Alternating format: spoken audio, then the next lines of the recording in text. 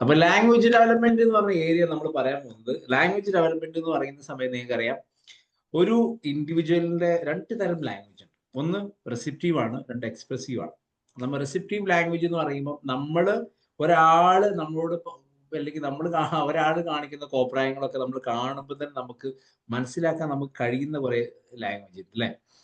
രണ്ട് expressive language ഉണ്ട്. അപ്പോൾ ലാംഗ്വേജ് രണ്ട് തരം, എക്സ്പ്രസീവും റിസപ്റ്റീവും.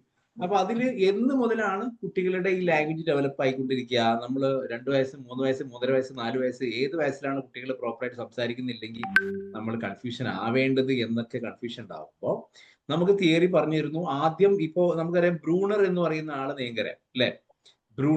ബ്രൂണറിന്റെ തിയറി എന്ന് പറഞ്ഞത് കുട്ടികളെ ലേൺ ചെയ്ത് എടുക്കുന്നത് സിറ്റുവേഷൻസ് കുറെ കാര്യങ്ങൾ ലേൺ ചെയ്തെടുക്കും.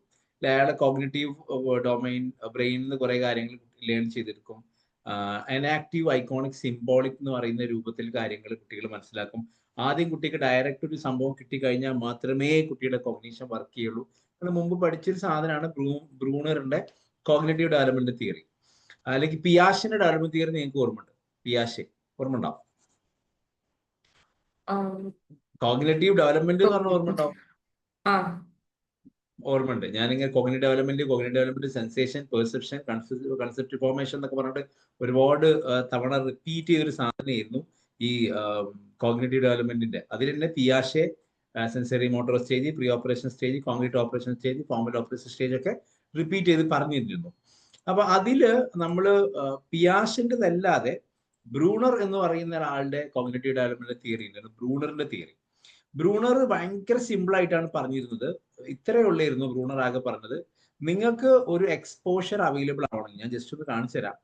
ഏതൊരു കുട്ടിക്ക് എന്തൊരു സംഭവം നിങ്ങളെ കോഗ്നീഷനിൽ കിട്ടണമെന്നുണ്ടെങ്കിലും അതിൽ നിങ്ങൾ ചെയ്യേണ്ട കാര്യം ഇത്രയേ ഉള്ളൂ. അദ്ദേഹം പറഞ്ഞിരുന്നത്, ബ്രൂണർ പറഞ്ഞ കാര്യങ്ങൾ ഇത്രയാണ്. നമ്മുടെ ഏത് ലാംഗ്വേജും ഏത് ഇൻഫർമേഷൻസ് ആണെന്നുണ്ടെങ്കിലും ലേണിംഗ് എന്ന് പറഞ്ഞു കഴിഞ്ഞാല് ആക്റ്റീവ് പ്രോസസ് ആണ്. Learner construct new ideas on concept based on current or past knowledge എന്നാണ് മുമ്പിൽ പറഞ്ഞു വെച്ചത്. എക്സിസ്റ്റിംഗ് ആയ നോളജിൽ നിന്നോ അല്ലെങ്കിൽ പാസ്റ്റ് എപ്പോഴും പുതിയ നോളജ് കൺസ്ട്രക്ഷൻ നടത്തല്, ഐഡിയാസ്, പുതിയ നോളജ് കൺസ്ട്രക്ഷൻസ്, ഐഡിയാസ് എല്ലാം കൊണ്ടുവരല് കറന്റ് ആയിട്ടുള്ള അല്ലെങ്കിൽ പാസ്റ്റ് നോളജോ, ഒന്നുകിൽ എനിക്ക് ഇപ്പൊ അറിയുന്ന കാര്യങ്ങൾ അല്ലെങ്കിൽ മുമ്പെന്നോ ഞാൻ പഠിച്ച കാര്യങ്ങളുമായിട്ടാണ് പുതിയ എന്ത് സംഭവങ്ങളും നമ്മൾ കണക്ട് ചെയ്യാം. എന്ത് സംഭവങ്ങൾ നമ്മൾ പഠിക്കുകയാണെന്നുണ്ടെങ്കിലും ഇപ്പൊ ഒരു റിമോട്ട് നമുക്ക് കിട്ടി, ഈ റിമോട്ട് പുതിയ റിമോട്ടാണ്. പക്ഷെ മുമ്പ് എനിക്ക് അറിയാലോ, മുമ്പ് ഞാൻ പല റിമോട്ട് നോക്കിയുള്ളൂ, അതിൽ ഇങ്ങനത്തെ ഒരു ബട്ടൺ ഉണ്ടായിരിക്കും, അത് ഓൺ ആക്കാനുള്ളതാണ്. ഓക്കെ എന്ന് നമ്മൾ മനസ്സിലാക്കിയിട്ട് ഒന്ന് എക്സിസ്റ്റിംഗ് നോളജ് അല്ലെങ്കിൽ പാസ്റ്റ് നോളജ് ഉണ്ടായിരിക്കണം. പക്ഷെ ഈ പാസ്റ്റ് നോളജ് ഒക്കെ നമ്മളെ ബ്രെയിനിലേക്ക് വരണമെന്നുണ്ടെങ്കിൽ ആദ്യം നമുക്ക് ഡയറക്റ്റ് എക്സ്പീരിയൻസസ് വേണം എന്നുള്ളതാണ് ആര് വാദം? ബ്രൂണറിന്റെ വാദം. മൂപ്പർ അങ്ങനെയാണ് പറഞ്ഞത്. ഓക്കെ, കാരണം 3 ലെവലിലൂടെയാണ് ഒരു മനുഷ്യന്റെ ബ്രെയിനിന്റെ കോഗ്നിറ്റീവ് ഡെവലപ്മെന്റ് ഉണ്ടാവുക എന്ന് അദ്ദേഹം പറഞ്ഞിരുന്നു. That means enactive representation stage, 2 iconic representation stage, 3 symbolic representation stage. ഏതൊക്കെയാണ്? Inactive, iconic and symbolic. തീർത്തു, ഞാൻ പോയി വരാം. Enactive, iconic and symbolic stage, ഇതാണ് ബ്രൂണർ പറഞ്ഞത്. അദ്ദേഹം പ്രത്യേകിച്ച് ഒരു സ്പെസിഫിക് ടൈം ഉണ്ടെന്നോ അല്ലെങ്കിൽ പിയാഷെ പറഞ്ഞതുപോലെ ഇത്ര ഏജ് മുതൽ ഇത്ര 0 to 2 through to 4 അല്ലെങ്കിൽ 6 to 12 അങ്ങനെ ഒന്നും പറഞ്ഞില്ല. ഞാൻ ഡയറക്റ്റ് എന്താ പറഞ്ഞത്? Enactive representation stage, action based stage. ഈ അനാക്റ്റീവ് റെപ്രസെന്റേഷൻ സ്റ്റേജ് എന്ന് പറഞ്ഞു കഴിഞ്ഞാൽ ആക്ഷൻ ബേസ്ഡ് സ്റ്റേജ് ആണ്. സെൻസറി ഓർഗാൻസിലൂടെ മാത്രമേ നമുക്ക് കാര്യങ്ങൾ മനസ്സിലാക്കാൻ സാധിക്കൂ. Get me? സെൻസറി ഓപ്ഷൻസിലൂടെ മാത്രം എന്ന് പറഞ്ഞു കഴിഞ്ഞാൽ ഒന്നുകിൽ നമ്മൾ കാണണം, ആടണം, എന്തെങ്കിലും ഒരു ഓപ്ഷൻസ് ഉണ്ടെങ്കിൽ മാത്രമേ നമുക്ക് ഇപ്പൊ കീ എന്ന് പറയും, കീ ഇങ്ങനെ ചാവി ഇല്ലാത്തൊരു കീ ഉണ്ട് എന്ന് ഊഹിക്കുന്നതിനപ്പുറത്തേക്ക് ഇത് കണ്ടു കഴിഞ്ഞാൽ നമുക്ക് ഇങ്ങനെ സംഭവം ഉണ്ട് അല്ലേ, ചാവില്ലാതെ വണ്ടി സ്റ്റാർട്ട് ആവുമെന്ന് പറഞ്ഞു കഴിഞ്ഞാൽ അതങ്ങനെ പരിപാടി, ഇങ്ങനെ കീ മതി. ഓക്കെ, അത് ഡയറക്റ്റ് എക്സ്പോഷർ കിട്ടണം. ഒരു കുട്ടിയെ സംബന്ധിച്ചിടത്തോളം എ ഫോർ ആപ്പിൾ എന്ന് പറയുമ്പോൾ എ എന്ന് കുട്ടിക്ക് ആദ്യം കാണണം. ഓക്കെ, ആപ്പിൾ കാണണം, കണ്ടാലേ മൈൻഡിൽ നിൽക്കുള്ളൂ. അതുകൊണ്ടാണ് ഇനാക്റ്റീവ് എന്ന് പറഞ്ഞാൽ. ആക്റ്റീവ് അല്ല, അതൊരു ആക്ഷൻ ബേസ്ഡ് ആണ് കാര്യങ്ങൾ. നമുക്ക് കണ്ടു കഴിഞ്ഞാലേ, കേട്ട് കഴിഞ്ഞാലേ, പറഞ്ഞു കഴിഞ്ഞാലേ, തൊട്ട് കഴിഞ്ഞാലേ നമുക്ക് മനസ്സിലാവുന്ന state, that is inactive stage.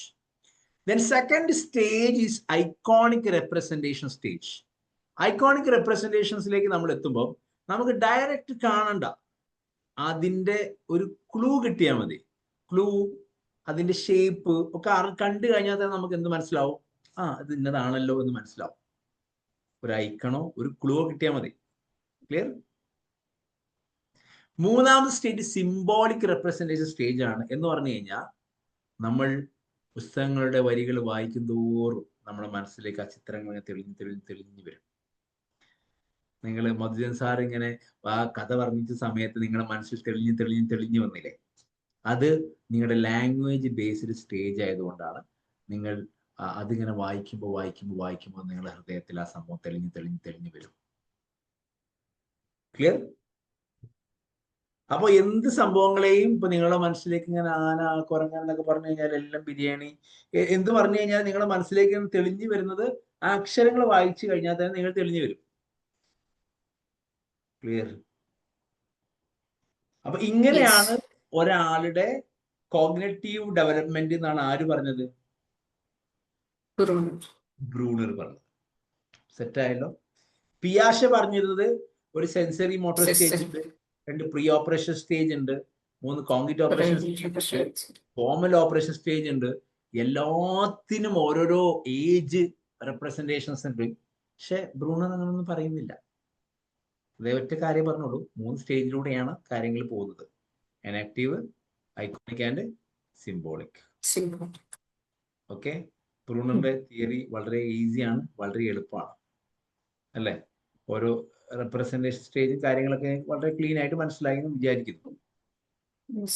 Any doubts? ഇവിടെ ഇല്ല. ഇവിടെയാണോ ഈ സ്കീമ എന്ന് പറയുന്ന സാധനം? നോ, അത് നമ്മൾ പിയാഷയിലാണ്.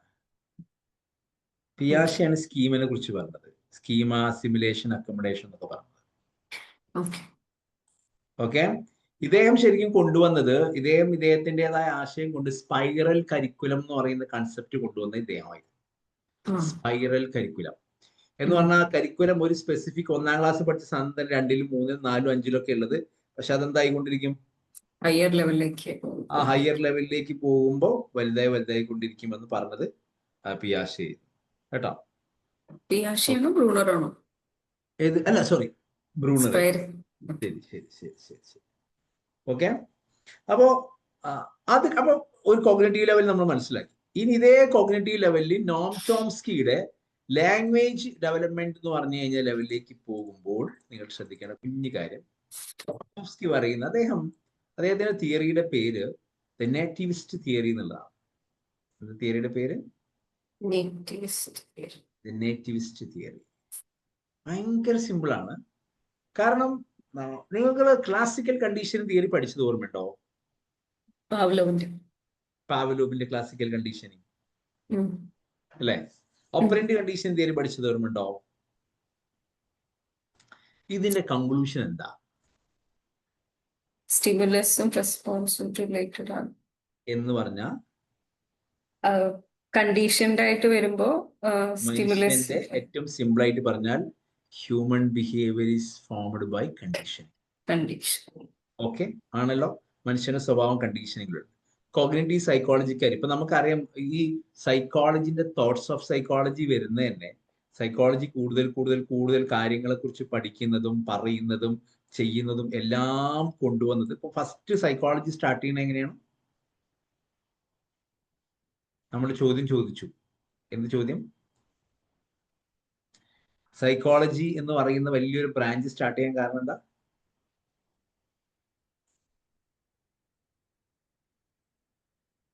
എന്തുകൊണ്ടാണ് തലയെ കൈവച്ചിരിക്കാൻ കാരണം? എന്തുകൊണ്ടാണ് ഉത്തരം കിട്ടാതെ അന്തം വിട്ടിരിക്കാൻ കാരണം? എന്തുകൊണ്ടാണ് മൗനം?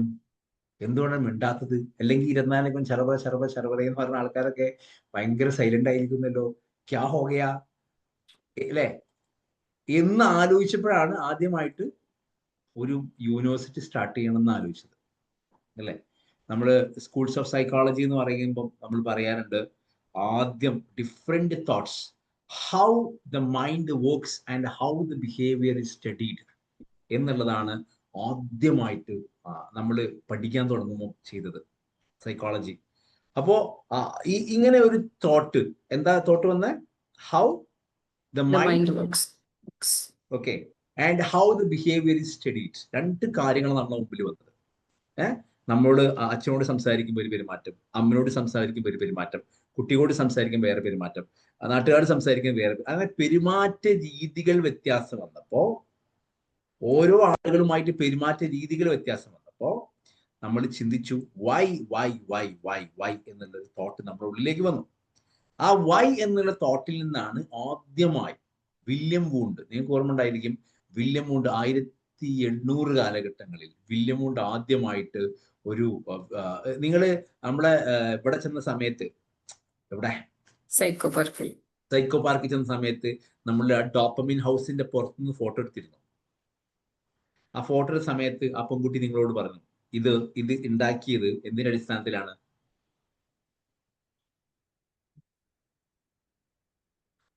No. 1800-കളിൽ ആദ്യമായിട്ട് സൈക്കോളജിക്ക് ലബോറട്ടറി ജർമ്മനിയിൽ ഫോം ചെയ്ത എന്തെന്നാടേ, ജർമ്മനിയിൽ ഫോം ചെയ്ത നമ്മുടെ വില്യം വൂണ്ട് അല്ലെ, ഫാദർ ഓഫ് സൈക്കോളജി എന്നറിയപ്പെടുന്ന വില്യം വൂണ്ടിന്റെ, അയാളുടെ ആ ഒരു ബിൽഡിങ്ങിന്റെ ലബോറട്ടറിയുടെ സ്ട്രക്ചർ ആണ് ഇതിനെന്ന് പറഞ്ഞിരുന്നു നമ്മളോട്. അപ്പൊ വില്യം വൂണ്ടാണ് ആദ്യമായിട്ട് എന്ത് സ്റ്റാർട്ട് ചെയ്യുന്നത്? സ്ട്രക്ചറലിസം എന്ന് പറയുന്ന ഒരു ആശയത്തെ തിരി കൊടുക്കുന്ന മൂപ്പരാണ്. അല്ലെങ്കിൽ ആദ്യമായിട്ട് മൂപ്പര് ലബോറട്ടറി ഉണ്ടാക്കി. ഈ ലബോറട്ടറിയാണ് നമ്മൾ ഏതിലേക്ക് കൊണ്ടുപോയത്? ബാക്കിയുള്ള കംപ്ലീറ്റ് ഡെവലപ്മെന്റിലേക്ക് കൊണ്ടുപോയത്. ക്ലിയർ? നമ്മളെ ലീഡർ മൂസിനൊക്കെ ഇവിടെ 17 ആൾക്കാരുള്ളല്ലോ. ഇവിടെ ഉണ്ട്, ക്യാമറ ഓൺ ആക്കാൻ വയ്യാത്ത സാഹചര്യത്തിലാ. ശരി. അപ്പോ നമ്മുടെ മുമ്പിലുള്ള അതാണ് മൂപ്പര് വില്യം വൂണ്ടാണ് ആദ്യം ഇത് കൊണ്ടുവന്നത് കേട്ടോ. എന്നിട്ട് അദ്ദേഹത്തിന്റെ ഒരു ആശയമായിരുന്നു, അല്ലെങ്കിൽ അവർ കൊണ്ടുവന്ന രീതിയാണ് സ്ട്രക്ചറലിസം എന്ന് പറയുന്ന ഒരു ആശയം, അല്ലെങ്കിൽ സ്ട്രക്ചറിസം സ്കൂൾസ് ഓഫ് ലേണിംഗ്. അപ്പൊ സൈക്കോളജിയിൽ സ്കൂൾസ് ഓഫ് ലേണിംഗ് എന്ന് പറഞ്ഞു കഴിഞ്ഞാൽ, അല്ലെങ്കിൽ സ്കൂൾസ് ഓഫ് സൈക്കോളജി എന്ന് പറഞ്ഞാൽ നിങ്ങൾ ഓർമ്മിക്കേണ്ട ഇത്രയേ ഉള്ളൂ. ഒരുപാട് ആളുകൾ, ഇപ്പൊ ലിജി ഒരു ഏരിയ പഠിക്കുകയാണ്, സൈക്കോളജി എങ്ങനെയാണ് human mind works and behaviour works, Liji പഠിക്കുന്നു, അപ്പൊ അതിന് സ്ട്രക്ചറലിസം പേരിട്ടു. അത് കഴിഞ്ഞ് ഫാത്തിമ ടീച്ചർ പഠിക്കുന്നു, അപ്പൊ അതിന് ഫങ്ഷണലിസം എന്ന് പേരിട്ടു. ക്ലിയർ? അത് കഴിഞ്ഞ് സിഗ്മണ്ട് ഫ്രോയിഡ് പഠിക്കുന്നു, അപ്പൊ അതിനെന്ത് പേരിട്ടു? Psycho analysis schools of thought എന്ന് പേരിട്ടു. അങ്ങനെ ഓരോരുത്തര് ബിഹേവിയറിസ്റ്റ് ഫോമിൽ ഒരാള് ബിഹേവിയറിസം എന്ന് പറയുന്ന ഒരു കൺസെപ്റ്റ് കൊണ്ടുവന്നു. സൈക്കോ അനാലിസിസ് നമ്മൾ കൊണ്ടുവന്നു. ഹ്യൂമനിസം, മനുഷ്യന്മാർക്ക് ഏറ്റവും, മനുഷ്യൻ എല്ലാ പൊട്ടൻഷ്യലും സ്വന്തമായിട്ടുണ്ട് എന്ന് പറഞ്ഞു വേറെ ടീം വന്നു. ഇപ്പൊ ഹ്യൂമനിസ്റ്റിക് സൈക്കോളജി വന്നു. അല്ല, മനുഷ്യന് സ്വന്തം ചിന്തകളിലൂടെയാണ് പോയിക്കൊണ്ടിരിക്കുന്നത്, അങ്ങനെയാണ്, പ്രത്യേകിച്ച് കണ്ടീഷൻ ചെയ്യേണ്ട ആവശ്യമില്ല എന്ന് പറഞ്ഞപ്പോൾ കോഗ്നിറ്റീവ് സൈക്കോളജി വന്നു. അങ്ങനെ പിന്നെ ജസ്റ്റാ സൈക്കോളജി വന്നു, ബയോളജിക്കൽ സൈക്കോളജി വന്നു, എവല്യൂഷൻ സൈക്കോളജി വന്നു, സോഷ്യൽ സൈക്കോളജി വന്നു. ഇങ്ങനെ different schools of thought develop ചെയ്യാം. ക്ലിയർ? അപ്പൊ സ്കൂൾസ് ഓഫ് തോട്ട് എന്ന് പറയുമ്പോൾ നമ്മൾ മനസ്സിലേക്ക് ആദ്യം വർക്ക്ഔട്ട് ചെയ്ത് വരുന്ന സ്കൂൾസ് ഓഫ് സൈക്കോളജി എന്ന് പറയുമ്പോൾ ഈ സൈക്കോളജിയുടെ ഇൻട്രോ നമ്മൾ ഓർമ്മിക്കും സ്ട്രക്ചറലിസം. ഓക്കെ, അപ്പൊ നിങ്ങൾ ഓർമ്മിക്കുക, വില്യം വൂണ്ടും അദ്ദേഹത്തിന്റെ സ്റ്റുഡന്റ് ആയിട്ടുള്ള എഡ്വാർഡ് ടിച്ച്നർ, ഈ രണ്ടാളെ പേരും അവിടുന്ന് മെൻഷൻ ചെയ്തിരുന്നു. എവിടെന്ന്? Psycho park. എന്നിട്ട് ഇവര് ഫോക്കസ് ചെയ്ത് എന്താന്ന് പറയുന്നത്, നിങ്ങള് ദേ focus the structure of mind, what the mind is made of എന്നുള്ള വിഷയങ്ങളാണ് ഇവർ പഠിച്ചിരുന്നത്. എങ്ങനെയൊക്കെയും മൈൻഡ് ഉണ്ടായിരിക്കുക, ഈ മൈൻഡിന്റെ സ്ട്രക്ചർ എങ്ങനെയൊക്കെയും, എങ്ങനെയാണ് ഇപ്പൊ അത് കണ്ടെത്തുക എന്നുള്ളതാണ് സ്ട്രക്ചറലിസത്തിന്റെ ഇമ്പോർട്ടന്റ് കോർ സാധനം. എന്നിട്ട് ഈ സ്ട്രക്ചറിസം ഇൻട്രൊഡ്യൂസ് ചെയ്തൊരു സംഭവമാണ് ഇൻട്രോസ്പെക്ഷൻ എന്ന് പറയുന്ന മെത്തേഡ്. എന്താ അവർ കൊണ്ടുവന്നത്? ഇൻട്രോസ്പെക്ഷൻ എന്ന് പറഞ്ഞു കഴിഞ്ഞാൽ looking inward at one's own conscious experience എന്നർത്ഥം. ഞാൻ എന്താണ് ഞാൻ ഇങ്ങനെ, എന്റെ ചിന്തകൾ എന്തൊക്കെയാണ് എന്നുള്ള ഇങ്ങനെ ചിന്തിച്ചുകൊണ്ടിരിക്കുക. കാരണം ഈ ഇൻട്രോസ്പെക്ഷൻ, ഈ സ്ട്രക്ചറലിസ്റ്റിന്റെ മെയിൻ ഗോളായിട്ട് അറിയപ്പെട്ടിരുന്നത് identify the elements of consciousness എന്നുള്ളത്. Identify the elements of consciousness. അപ്പൊ കോൺഷ്യസ്നെസ്സിന്റെ എലമെന്റ്സ് കണ്ടെത്തുമ്പോൾ അതാണ് എന്റെ സ്ട്രക്ചർ എന്ന് പറഞ്ഞാൽ അതിൽ എന്തൊക്കെ വരും? കോൺഷ്യസ് ആകുമ്പോൾ സെൻസേഷൻ വരും, ഫീലിങ്സ് വരും, ഇമേജസ് വരും. എന്തൊക്കെ വരും? Sensations, feelings, emotions. For example പറഞ്ഞു കഴിഞ്ഞാൽ നമ്മുടെ മനസ്സിൽ ഒരു ആപ്പിളിനെ കുറിച്ച് നമ്മൾ ഇവാലുവേറ്റ് ചെയ്യുകയാണെന്നുണ്ടെങ്കിൽ അതിന്റെ കളർ വരും, അതിന്റെ ഫീലിംഗ് ടേസ്റ്റ് വരും, അതിന്റെ ഷേപ്പ് വരും. ഓക്കെ, അതാണ് നമ്മുടെ മെന്റൽ കോമ്പോണൻസ്. നമ്മുടെ മൈൻഡ് സ്ട്രക്ചർ അതാണ്. ഓരോ വിഷയത്തെക്കുറിച്ചും മൈൻഡിന് ഒരു സ്ട്രക്ചർ ഉണ്ട്. ആ സ്ട്രക്ചറിൽ പ്രധാനമായിട്ടുള്ളത് നമ്മുടെ സെൻസേഷൻസും നമ്മുടെ ഫീലിങ്സും അതുമായി ബന്ധപ്പെട്ട നമ്മുടെ ഇമേജും ആണ്. ക്ലിയർ? അപ്പൊ ആദ്യത്തെ സ്കൂൾസ് ഓഫ് തോട്ട് ഏതാ? സ്ട്രക്ചറലിസം. ആര് കൊണ്ടുവന്നു? വില്യം വൂണ്ടും കൂടെ സ്റ്റുഡന്റ് ഉണ്ട് വില്യം വൂണ്ട് ഒരു ലബോറട്ടറി ആണ് കൊണ്ടുവന്നത്. ആദ്യമായി സൈക്കോളജിക്കൽ ലബോറട്ടറി കൊണ്ടുവന്നത്. ഇതിന്റെ മെത്തേഡ് എന്തായിരുന്നു?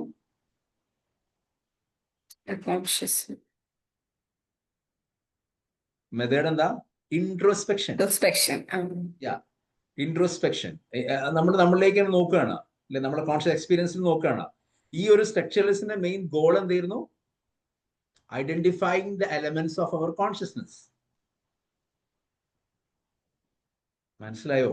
കാരണം അവർ പഠിക്കാണ് മനസ്സെന്താ. അപ്പൊ ഈ മനസ്സിലേക്കാണ് ശരിക്കും ആപ്പിളും മുന്തിരി ഓറഞ്ച് ഒക്കെ മനസ്സിലേക്ക് തന്നെ കയറുന്നത്. സ്നേഹം എല്ലാം മനസ്സിലേക്ക് കയറുന്നത്. ഒരാൾ ഇഷ്ടപ്പെടുകയാണ്, സ്നേഹിക്കുകയാണെങ്കിൽ, ഒരാൾ ബിഹേവ് ചെയ്യുകയാണെങ്കിൽ ആ സിറ്റുവേഷൻസിനെ കുറിച്ച് അയാളുടെ ഉള്ളിൽ എന്ത് വരുന്നു? ഒരു സ്ട്രക്ചർ വരുന്നുണ്ട്. ആ സിറ്റുവേഷൻ അയാളുടെ ഒരു സെൻസേഷൻ വരുന്നുണ്ട്. ആ സെൻസേഷൻ വരുമ്പോൾ അയാൾക്കൊരു ഫീലിങ്സ് വരുന്നുണ്ട്. ഓക്കെ, അപ്പൊ ഇവര് സ്ട്രക്ചറായിട്ട് കണ്ടത് സെൻസേഷനും ഫീലിങ്സിനെയും ഇമേജസിനും ഒക്കെയാണ്. അപ്പോൾ structuralism gave importance to structure of mind. Clear? അപ്പൊ അടുത്ത ടീം വന്നു. അടുത്ത ടീമാണ് ഫങ്ഷണലിസം എന്ന് പറഞ്ഞ ആശയം കൊണ്ടുവന്നത്. എന്തുകൊണ്ടെന്നും ഫങ്ഷണലിസം. അപ്പൊ ഫങ്ഷണലിസം ഫോക്കസ് ചെയ്തത് സ്ട്രക്ചറിനെ കുറിച്ചിട്ടല്ല. അവരെന്തെങ്കിലും ഫോക്കസ് ചെയ്യുക? നമ്മുടെ മൈൻഡിന്റെ സ്വാഭാവികമായിട്ട് അവർ ഫോക്കസ് ചെയ്ത് ഫങ്ഷൻസ് ഓഫ് മൈൻഡ് ആണ്. വില്യം ജെയിംസും ജോൺ ഡൂയിയൊക്കെ വന്നിട്ട് അവരെന്ത് കണക്ട് ചെയ്തു? ഫങ്ഷൻസ് ഓഫ് മൈൻഡ് കണക്ട് ചെയ്തു. സ്ട്രക്ചറോടൊപ്പം എന്താ കാര്യം? മനസ്സിൽ ഇപ്പൊ എന്താ വരുന്നത്, എങ്ങനെ വരുന്നത്, സ്ട്രക്ചറോട് എന്താ കാര്യം? അവിടെ കാര്യമില്ല. നമുക്ക് ഏതിലേക്ക് നോക്കാം? ഫങ്ഷൻസിലേക്ക് നോക്കാം. എന്നിട്ട് അവർ focus on functions of mental process, what the mind does. ഇതാണ് അവരുടെ ചോദ്യം. ആദ്യത്തെ സ്ട്രക്ചറലിസം ചോദ്യം what the mind is made of എന്നാണ്. ഫങ്ഷൻ സെൻസിന്റെ കാര്യം എന്താണ്? വാട്ട് ദ സ്ട്രക്ചർ ഡസ് എന്നുള്ള, അല്ലെങ്കിൽ വാട്ട് ദ മൈൻഡ് ഡസ് എന്നുള്ളതാണ് ചോദ്യം. ഓക്കെ, കാരണം ഈ ഫങ്ഷണലിസം ഫോക്കസ് ചെയ്തത് understand how behaviour helps the people to adapt to their environment എന്നാണ്. എങ്ങനെയാണ് how the behaviour helps the people to adapt environment. നമ്മൾ ഓരോ ആളുടെയും സ്വഭാവം എങ്ങനെയാണ് നമ്മുടെ സാഹചര്യത്തെ അക്സെപ്റ്റ് ചെയ്യാൻ പറ്റുന്നത്. നേരെ മറിച്ച് ആദ്യത്തെ ഗോൾ എന്ന് പറഞ്ഞു കഴിഞ്ഞാൽ എന്താണ്? എലമെന്റ്സ് കണ്ടെത്താൻ വേണ്ടി പോവാണ്. പക്ഷെ ഇത് ഫങ്ഷനാണ്. ഫങ്ഷണലിസം എന്ന് പറഞ്ഞാൽ how you are functioning, how your behaviour helps to cope with your environment. അപ്പൊ യുവർ ബിഹേവിയർ ഡിസൈറബിൾ ആണോ അല്ലേ എന്നുള്ളതൊക്കെയാണ് ഇവർ ഫോക്കസ് ചെയ്യുന്നത്. അപ്പൊ ഇവരുടെ മെത്തേഡ് എന്താണെന്ന് വെച്ച് കഴിഞ്ഞാൽ observation and experimentation is the method of functionalism. എന്താണ് method? Observation and experimentation. Structuralism ആദ്യം അവരിങ്ങനെ ആലോചിച്ചിരിക്കുക ചെയ്ത്, ഫങ്ഷണലിസം ആയപ്പോൾ എന്തായി? ഒബ്സർവേഷനും എക്സ്പെരിമെന്റേഷൻ ഒക്കെ നടത്തി. ഒരു എക്സാമ്പിൾ പറഞ്ഞു കഴിഞ്ഞാൽ ഇപ്പൊ നമുക്ക് fear, why fear help survival rather than what fear feels like. ഇപ്പൊ നമുക്ക് ഒന്നാമത്തെ പാർട്ടിലേക്ക് സ്ട്രക്ചറലിസം ഫോക്കസ് ചെയ്ത സ്ട്രക്ചറാണ്. എനിക്ക് പേടി തോന്നുന്നുണ്ടോ? ഓക്കെ, പേടി തോന്നുമ്പോൾ നിനക്ക് എന്താ ഫീൽ ചെയ്യുന്നത്? എനിക്ക് ആകെ എന്തൊക്കെ ആയി പോകുന്നു. അപ്പൊ എന്താണ് സംഭവിക്കുന്നത്? സെൻസേഷൻ നടക്കുന്നത് എനിക്ക് എന്തോ സംഭവിക്കാൻ പോകുന്നു. ഫീലിങ്സ് ഒരു പേടി വർക്കൗട്ട് ചെയ്യുന്നു. എൻ്റെ ഉള്ളിൽ ഇമേജ് എനിക്ക് എന്തോ ആയി പോകുന്നുള്ള ഇമേജാണ് സ്ട്രക്ചറലിസം വന്നത്. ഫങ്ഷൻസിലേക്ക് പോയ സമയത്ത് അതിന് ആകെ മാറി. ഒരു ചെയ്ത പരിപാടി എന്ന് വെച്ച് കഴിഞ്ഞാൽ നിനക്ക് പേടിയുണ്ട് അല്ലേ? ഓക്കെ, പേടിയുണ്ട്. പേടി നിന്നെ എങ്ങനെ രക്ഷിക്കുന്നേ? ഓക്കെ, എന്ന് പറഞ്ഞാൽ നമുക്ക് നമ്മുടെ യൂസ്ഫുൾ ആപ്ലിക്കേഷൻ ലെവൽസിലെ ഫങ്ഷൻസിനെയാണ് ഇതിൽ ഫോക്കസ് ചെയ്യുന്നത്. ഞാൻ പറയുന്നത് ക്ലിയർ ആകുന്നുണ്ടോ? കത്തുന്നുണ്ടോ? ഓക്കെ അല്ലേ? സെറ്റ് അല്ലേ? കാരണം പലപ്പോഴും ഈ സ്കൂൾസ് ഓഫ് സൈക്കോളജി എന്ന സാധനം ഇങ്ങനെ പോകുന്നല്ലാതെ സൈക്കോളജി പഠിച്ച ആർക്കും തലേ കയറാറില്ല. ഉള്ള കാര്യം ഓപ്പണായി പറയാം. ഇത് ഇങ്ങനെയാണ് ഇത് ഇവോൾവ് ചെയ്ത് സൈക്കോളജി എന്നുള്ള ബ്രാഞ്ച് ഇങ്ങനെയാണ് ഇവോൾവ് ചെയ്ത് വന്നതെന്ന് മാത്രമല്ലേ ഉള്ളൂ. കാരണം ഇത് എല്ലാം വേറെ വേറെ ആയിട്ടാണ് ശരിക്കും. നേരത്തെ ഇതും പറഞ്ഞത് തമ്മിൽ ഭയങ്കര ഭയങ്കര ഡിഫറൻസ് അല്ലേ? അപ്പൊ ഇത് ഇങ്ങനെയാണ് ഇവോൾവ് ചെയ്ത് വന്നതെന്നല്ലേ ബേസിക്കലി നമ്മൾ മനസ്സിലാക്കേണ്ടത് സൈക്കോളജി. അതെ അതെ, ഇത്രയാണ് ഓരോരുത്തർ പഠിക്കുന്ന രീതിയാണ് പറയുന്നത്. ഇപ്പൊ സ്ട്രക്ചറിസം സ്കൂളിൽ പഠിച്ച രീതി വേറെയാണ്, ഫങ്ഷനിസ്റ്റക്കാർ പഠിക്കുന്ന രീതി വേറെയാണ്. ഓക്കെ, നമ്മൾ പെരുമാറ്റ രീതികളൊക്കെയും ഓരോ നമ്മുടെ ചിന്തകളെയും അവർ പഠിക്കുന്ന രീതിക്ക് വ്യത്യാസമുണ്ട്. ഹൗ നമ്മൾ ആദ്യം പറഞ്ഞ സെന്റൻസ് എന്താ? ഇതിന് മെയിൻ ആയിട്ട് ഓരോ സ്കൂൾസും എക്സ്പ്ലെയിൻ ചെയ്യുന്നത്, ഓരോ സ്കൂൾസ് ഓഫ് തോട്ടും നമുക്ക് എക്സ്പ്ലെയിൻ ചെയ്ത് തരുന്നത് how the mind works and how behaviour is studied എന്നുള്ളതാണ്. ഓക്കെ, അപ്പൊ ഫങ്ഷണലിസം അങ്ങനെ അങ്ങ് പോയി. ഇനി മൂന്നാമത്തെ ഒരു സ്കൂൾസ് ഓഫ് തോട്ട് വന്നത് ബിഹേവിയറിസം എന്നുള്ള സ്കൂൾസ് ഓഫ് തോട്ട് ആണ്. ബിഹേവിയറിസം. ഓക്കെ, ബിഹേവിയറിസത്തിന് ഏറ്റവും രസകരം എന്ന് പറഞ്ഞു കഴിഞ്ഞാൽ ഇവർ ഫോക്കസ് ചെയ്തത്, ഇവർ കംപ്ലീറ്റ്ലി ഫോക്കസ് ചെയ്തിട്ടുള്ളത് എങ്ങനെയാണെന്ന് വെച്ച് കഴിഞ്ഞാൽ നമ്മുടെ ബിഹേവിയേഴ്സ് ഒക്കെ കണ്ടീഷൻ ചെയ്തെടുക്കുന്നതാണ്. ഫോർ എക്സാമ്പിൾ പാവ്ലോവിന്റെ ക്ലാസിക്കൽ കണ്ടീഷൻ തിയറി എക്സാമ്പിൾ ആണ്. ഓക്കെ, ഇവർ ഫോക്കസ് ചെയ്തത് ഒബ്സർവബിൾ ബിഹേവിയർ, ആ സംഭവം മാത്രമാണ് ഇവർ ഫോക്കസ് ചെയ്തത്. തോട്ട്സിനെയും ഫീലിങ്സിനെയും ഒന്നും ഫോക്കസ് ചെയ്തില്ല. പട്ടിക്ക് തോട്ടുണ്ടോ ഫീലിങ്സ് ഉണ്ടോ എന്ന് മുമ്പ് നോക്കിയില്ല. മുമ്പ് ബെല്ലടിച്ച് ഫുഡ് എടുത്തു, ബെല്ലടിച്ച് ഫുഡ് എടുത്തു, ഇതിങ്ങനെ അങ്ങനെ പോയി പോയി പോയി വർക്ക്ഔട്ട് ചെയ്ത് ലാസ്റ്റ് മുമ്പ് പറഞ്ഞു ഓക്കെ കണ്ടീഷൻ ചെയ്ത് ബിഹേവിയർ എടുക്കാം. ഏതിനെ ഫോക്കസ് ചെയ്തില്ല? നമ്മുടെ തോട്ട്സിനെ. അതുകൊണ്ടാണ് ബിഹേവിയർ തെറാപ്പിയിൽ എന്തില്ല, എപ്പോഴും യോസിക്കറേന്നില്ല. മനസ്സിലായി? നമ്മൾ കണ്ടീഷൻ ചെയ്തെടുക്കുകയാണ്, ചിന്തിക്കാൻ പറ്റില്ല. അപ്പൊ നമ്മളിപ്പോ ഒരു പോലീസിംഗിലേക്ക് പോയി കഴിഞ്ഞാൽ, മിലിറ്ററിയിലേക്ക് പോയി കഴിഞ്ഞാൽ അവര് CBT അല്ല തരിക, അവരെന്താ തരിക? ബിഹേവിയർ തെറാപ്പി എടുത്തില്ല. എന്താ? അവിടെ കുത്തിക്കോളൂ, അവിടെ അങ്ങനെ കുത്തും. ഓക്കെ, സ്റ്റോപ്പ് ചെയ്തോളൂ, സ്റ്റോപ്പ് ചെയ്തു. ഇവിടെ കുഴിത്തോളൂ, അവിടെ കുഴി എടുത്തു. ആ കുഴിന്റെ മണ്ണ് ഇതിലേക്ക് ഇട്ടോളൂ, ഇട്ടു. ഇതിലേക്ക് കുഴി അങ്ങോട്ടോളൂ, ഇട്ടു. എന്തിന്? ചോദ്യമില്ല. അങ്ങനെ ചോദ്യം ഇല്ലാതാക്കിയാല് സ്റ്റാർട്ട് ഫയർ എന്ന് പറഞ്ഞാൽ ഒരു വെടി വെക്കുള്ളൂ, അറ്റാക്ക് എന്ന് പറഞ്ഞാൽ അറ്റാക്ക് ചെയ്യുള്ളൂ. അല്ലാതെ അവർ കോഗ്നീഷൻ വർക്ക് ചെയ്ത് എന്തിന്? അതിന്റെ ആവശ്യം എന്താ എന്നൊക്കെ ചോദിക്കാൻ പോയി കഴിഞ്ഞാല് മറ്റേ എന്താണ് ശ്രീനിവാസൻ ഉണ്ടല്ലോ, ഒരു അറബിക്കഥയില് ഗൾഫിൽ പോയിട്ട് ചോദിക്കുന്നത്, ഇവിടെ ആർക്കെങ്കിലും എന്തെങ്കിലും പ്രയാസങ്ങളുണ്ടോ ജോലി സ്ഥലത്ത് പോയിട്ട്? അപ്പൊ തന്നെ ഓനങ്ങ് പൊക്കുന്നുണ്ടല്ലോ എന്ന് പറഞ്ഞാല് അതില് അവിടെ ജോലി സ്ഥലത്തേക്ക് മൂവ് ചെയ്ത് കഴിഞ്ഞു കഴിഞ്ഞാല് ഫുള്ള് ബിഹേവിയർ തെറാപ്പിയാണ്. രാവിലെ മുതൽ കോട്ടയത്ത് പോകുന്നു, വയനാട് കാസർഗോഡ് പോകുന്നു, പിന്നെ എന്തായാലും ഇടുക്കിയിൽ പോകുന്നു, പിന്നെ 24 മണിക്കൂറും ഇങ്ങനെ യാത്ര ചെയ്തുകൊണ്ടേയിരിക്കുന്നു. ചിന്തിക്കാൻ സമയം കൊടുക്കാതെ യാത്ര ചെയ്തുകൊണ്ടേയിരിക്കുകയാണ്. അതിൻ്റെ ഇടയിൽ ചില ആൾക്കാർ ചിന്തിക്കാനുള്ള സമയം കണ്ടെത്തും, അവർക്കാരും. മനസ്സിലായോ? ഈ ഈ സംഭവത്തിൽ നമ്മൾ പേടി ബിഹേവിയർ തെറാപ്പി ഒക്കെയാണ് ശരിക്കും. പേടി അടിയൊക്കെ ശരിക്കും ബിഹേവിയർ തെറാപ്പിയാ. നമുക്ക് ചെയ്ത് കഴിഞ്ഞാൽ എന്താ? ചോദ്യമില്ല. ഇവിടെ നമുക്ക് നമ്മളെ സൈക്കോളജിക്കലി ബ്ലോക്ക് ചെയ്യും. കറക്റ്റ് അല്ലേ? തിങ്ക് ചെയ്യാൻ നമുക്ക് സമ്മതിക്കില്ല. അപ്പൊ ഇവിടെ ബിഹേവിയറിസം എന്ന് പറയുന്ന കൺസെപ്റ്റിലേക്ക് പോകുമ്പോൾ JB വാട്സനെയും BF സ്കിന്നറെയും ആണ് ഇതിന്റെ ആൾക്കാരായിട്ട് ആദ്യം കാണുന്നത് കേട്ടോ. ഫസ്റ്റ് അവരാണ് ഈ സ്ട്രക്ചർ ഓഫ് തോട്ട് ഒക്കെ, ഈ ബിഹേവിയറിസം എന്ന് പറയുന്ന കൺസെപ്റ്റ് നമുക്ക് കൊണ്ടുവരുന്നത്. അപ്പൊ അതിലേക്ക് എത്തുമ്പോൾ ബിഹേവിയർ JB വാട്സനും സ്കിന്നറും അവർ മെയിൻ ആയിട്ട് ഫോക്കസ് ചെയ്തത് observable behaviour, not thoughts and feelings. ഫീലിങ്സിന് വലിയ കാര്യമൊന്നുമില്ല. ഫീലിങ്സ് ഒക്കെ കണ്ടീഷനിങ്ങിലൂടെ ഉണ്ടാക്കിയെടുക്കുക എന്നുള്ളതാണ് അവരുടെ വാദം. ഓക്കെ, കാരണം ഇവരുടെ മെയിൻ ഫോക്കസിങ് ഉണ്ടായിരുന്നത്, ഇത് ഗോൾ ഉണ്ടായിരുന്നത് predict and control the behaviour through learning. Predict ചെയ്യാൻ പറ്റും നമുക്ക്. ഇന്ന കുട്ടി ഇന്ന കണ്ടീഷൻ ചെയ്ത് കഴിഞ്ഞാൽ ഇന്ന മാറ്റം ഉണ്ടായിരിക്കും, ഇന്ന സംഭവത്തിന് ഇന്ന കണ്ടീഷനിൽ ഇന്ന മാറ്റം ഉണ്ടായിരിക്കും എന്ന് പ്രിഡിക്റ്റ് ചെയ്ത് കൊണ്ടുവരാൻ പറ്റും എന്നുള്ളതാണ്. നമ്മൾ സാധാരണ 2 കിട്ടിയാൽ ശരിയാവും, ഇതൊരു പ്രഡിക്ഷൻ ആണ്. 2 കൊടുക്കാത്തതിന്റെ കുഴപ്പമാണ് ഇതൊക്കെ എന്ന് പറയുന്നത്. It's A part of prediction ആണ്.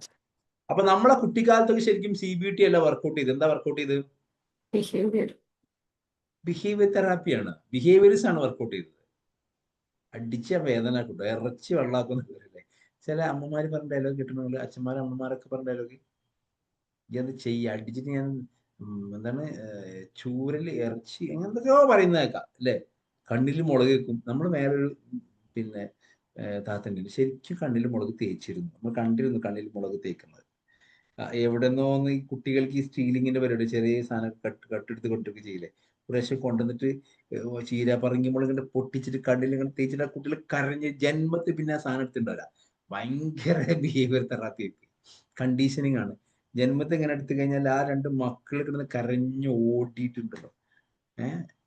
ഈ ക്യാഷ് കണ്ടാലും എടുക്കരുത്. അവിടെ ഏതൊരു പണിക്കാർ പണി സ്ഥലത്ത് ഇങ്ങനെ കുട്ടികൾ നടന്നു പോകുന്ന സമയത്ത് ഷർട്ട് തൂക്കിയിട്ട് പയ്യന്ന് 80-100 എടുത്ത് പോയതാണ്. കുറെ കാലം മുമ്പുള്ള സംഭവം. അപ്പൊ ഞാൻ ആലോചിക്കുകയാണ്, ആ കുട്ടികൾ ആ ഒരു സംഭവം റിപ്പോർട്ട് ചെയ്ത് തെരഞ്ഞു വന്നപ്പോ നേരെ കണ്ട് പിടിച്ചിട്ട് 2 പിടിച്ചിട്ട് മുളകിനെ പൊട്ടിച്ചിട്ട് കണ്ണിനെ തേച്ചിട്ട് ആ റിപ്പോർട്ട് ചെയ്ത ആൾക്കാർക്ക് വേണ്ടിയെന്നില്ല എന്ന് തോന്നിപ്പോയി. ആ ഓൺ ദി സ്പോട്ട് ആക്ഷൻ ആണ്. പിന്നെ ജന്മ കുട്ടികൾ എടുക്കുമോ? ഇല്ല. അതാണ് ഇതിലും പറയുന്നത്, ബിഹേവിയേഴ്സ് ആർ കൺട്രോളബിൾ ആണ് എന്നുള്ളതാണ് ഇവരുടെ വാദം ഉണ്ടായിരുന്നത്. ഓക്കെ, അവര് ഉപയോഗിച്ച മെത്തേഡ് നിങ്ങൾക്ക് അറിയാൻ പറ്റും. Experimental studies of stimulus and response. ഇപ്പൊ നിങ്ങൾക്ക് മനസ്സിലായി പാവ്ലോവിന്റെ ക്ലാസിക്കൽ കണ്ടീഷൻ ബിഹേവിയേഴ്സ് എങ്ങനെ വന്നെന്നുള്ളത്. അവർ മെയിൻ ആയിട്ട് ഫോക്കസ് സ്റ്റിമുലസ് ആൻഡ് റെസ്പോൺസ് ആയിരുന്നു. ഓക്കെ, ഇപ്പൊ ബിഹേവിയറിസം ക്ലിയർ ആണ്. ഇപ്പൊ നിങ്ങളുടെ സ്വഭാവം ബിഹേവിയറിസമായിട്ട് എങ്ങനെ കണക്ട് ചെയ്യാം? ഇപ്പൊ ഷിഫ്റ്റിന്റെ സ്വഭാവം ബിഹേവിയറിസമായിട്ട് നമ്മൾ എങ്ങനെ കണക്ട് ചെയ്യാം?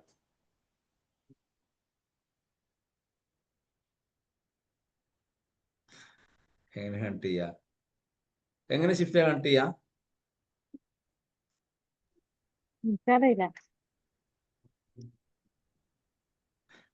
ആരോ എന്നോട് മിണ്ടാതിരിക്കാൻ പറഞ്ഞോ? എന്തിനു പറ്റി? നോ കമന്റ്സ് ആണല്ലോ ബോർഡ്. വേണ്ടല്ലോ, നോ കമന്റ്സ് സൈൻ ബോർഡ് വെച്ചിരിക്കണ അതില്. സംശയങ്ങളില്ല, ചോദ്യങ്ങൾ. ജസ്റ്റിനൊക്കെ എന്താ പറ്റി? ജസ്റ്റിന അറിയോ? ഓക്കെ,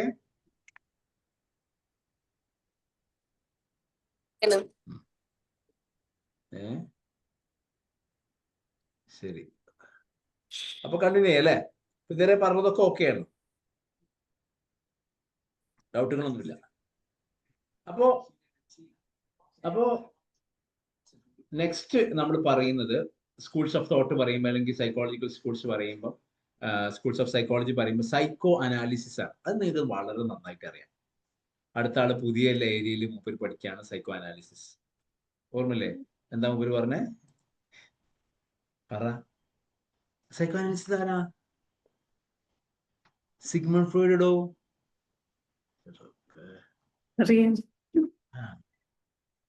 സിഗ്മണ്ട് ഫ്രോയിഡ് ആണ്.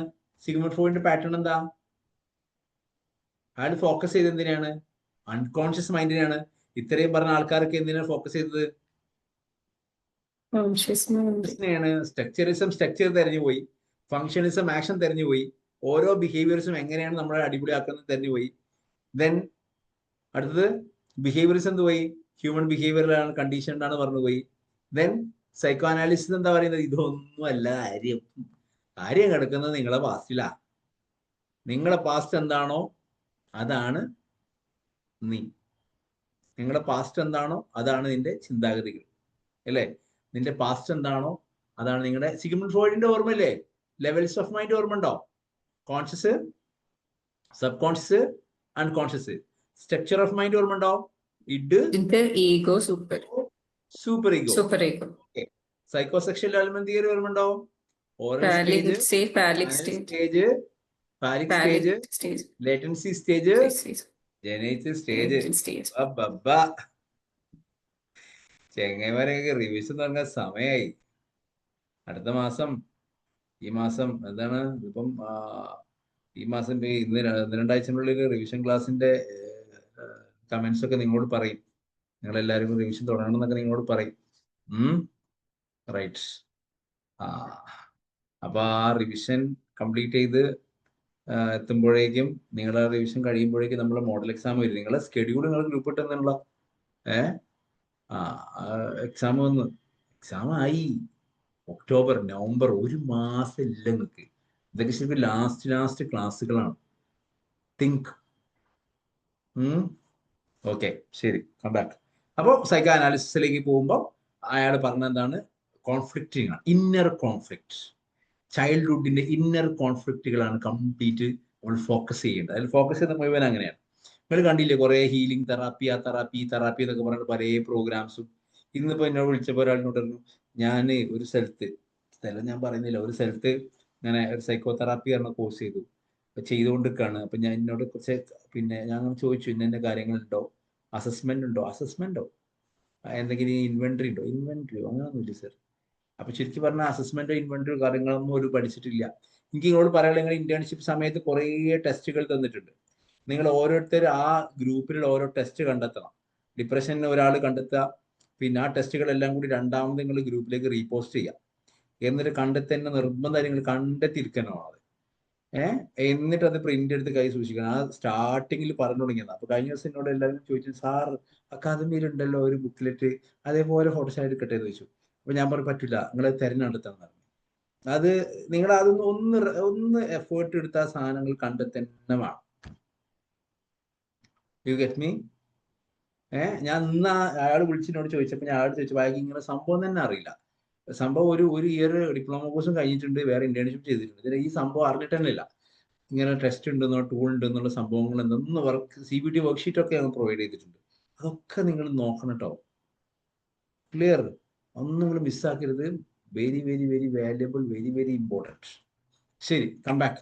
അപ്പൊ സൈക്കോ അനാലിസിസിലേക്ക് വരുന്ന സമയത്ത് നമ്മുടെ അതിന് മെയിൻ ഗോളായിട്ട് പറയുന്നത് നമുക്ക് bring unconscious motive into awareness.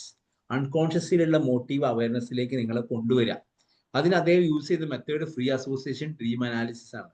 Free association എന്ന് പറഞ്ഞു കഴിഞ്ഞാൽ ഫ്രീ ആയിട്ട് ഇങ്ങനെ ഒന്ന് റിലാക്സ് ചെയ്ത് കിടത്ത് അയാളോട് ഇങ്ങനെ കാര്യങ്ങൾ ചോദിക്കുക, അയാൾ ഇങ്ങനെ പറയും.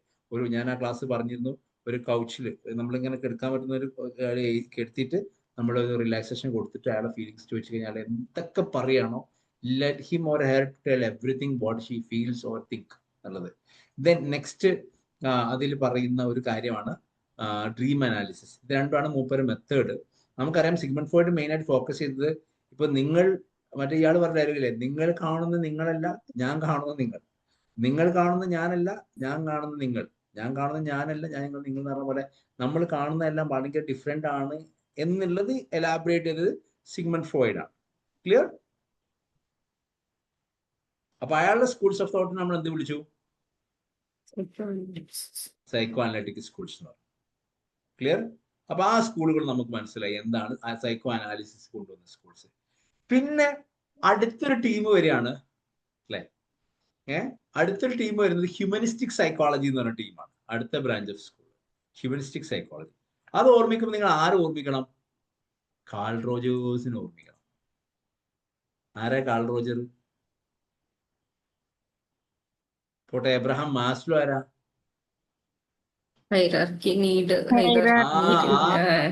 ഇവിടെ ആ ഒരു സൈഡിൽ പോയപ്പോ സൈക്കോ പാർക്കിൽ ചായ കുടിച്ചിട്ട് ആ സൈഡിലേക്കാണ് നീങ്ങുന്ന സമയത്ത് വലിയൊരു പിരമിഡ് ഉണ്ട്. നിങ്ങള് മാസ്ലോന്റെ ഹയറാർക്കി ഓഫ് ലേണിംഗ് എന്ന് പറഞ്ഞിട്ട് ആദ്യം ഫിസിയോളജിക്കൽ നീഡ്, രണ്ട് സേഫ്റ്റി നീഡ്, രണ്ട് സെൽഫ് എസ്റ്റീം, സെൽഫ് ആക്ച്വലൈസേഷൻ. ഓർമ്മ കാണില്ല അല്ലേ? ശരി, ഓർമ്മയുണ്ട്. അപ്പൊ ആ ഒരു മാസ്ലോ പറഞ്ഞ എന്താ, കാൾ റോജർ പറഞ്ഞ, കാൾ റോജറിന്റെ കൗൺസിലിംഗിന്റെ അപ്രോച്ച് ഏതാ? Directive, non directive, eclectic. ഇതിലേതാ?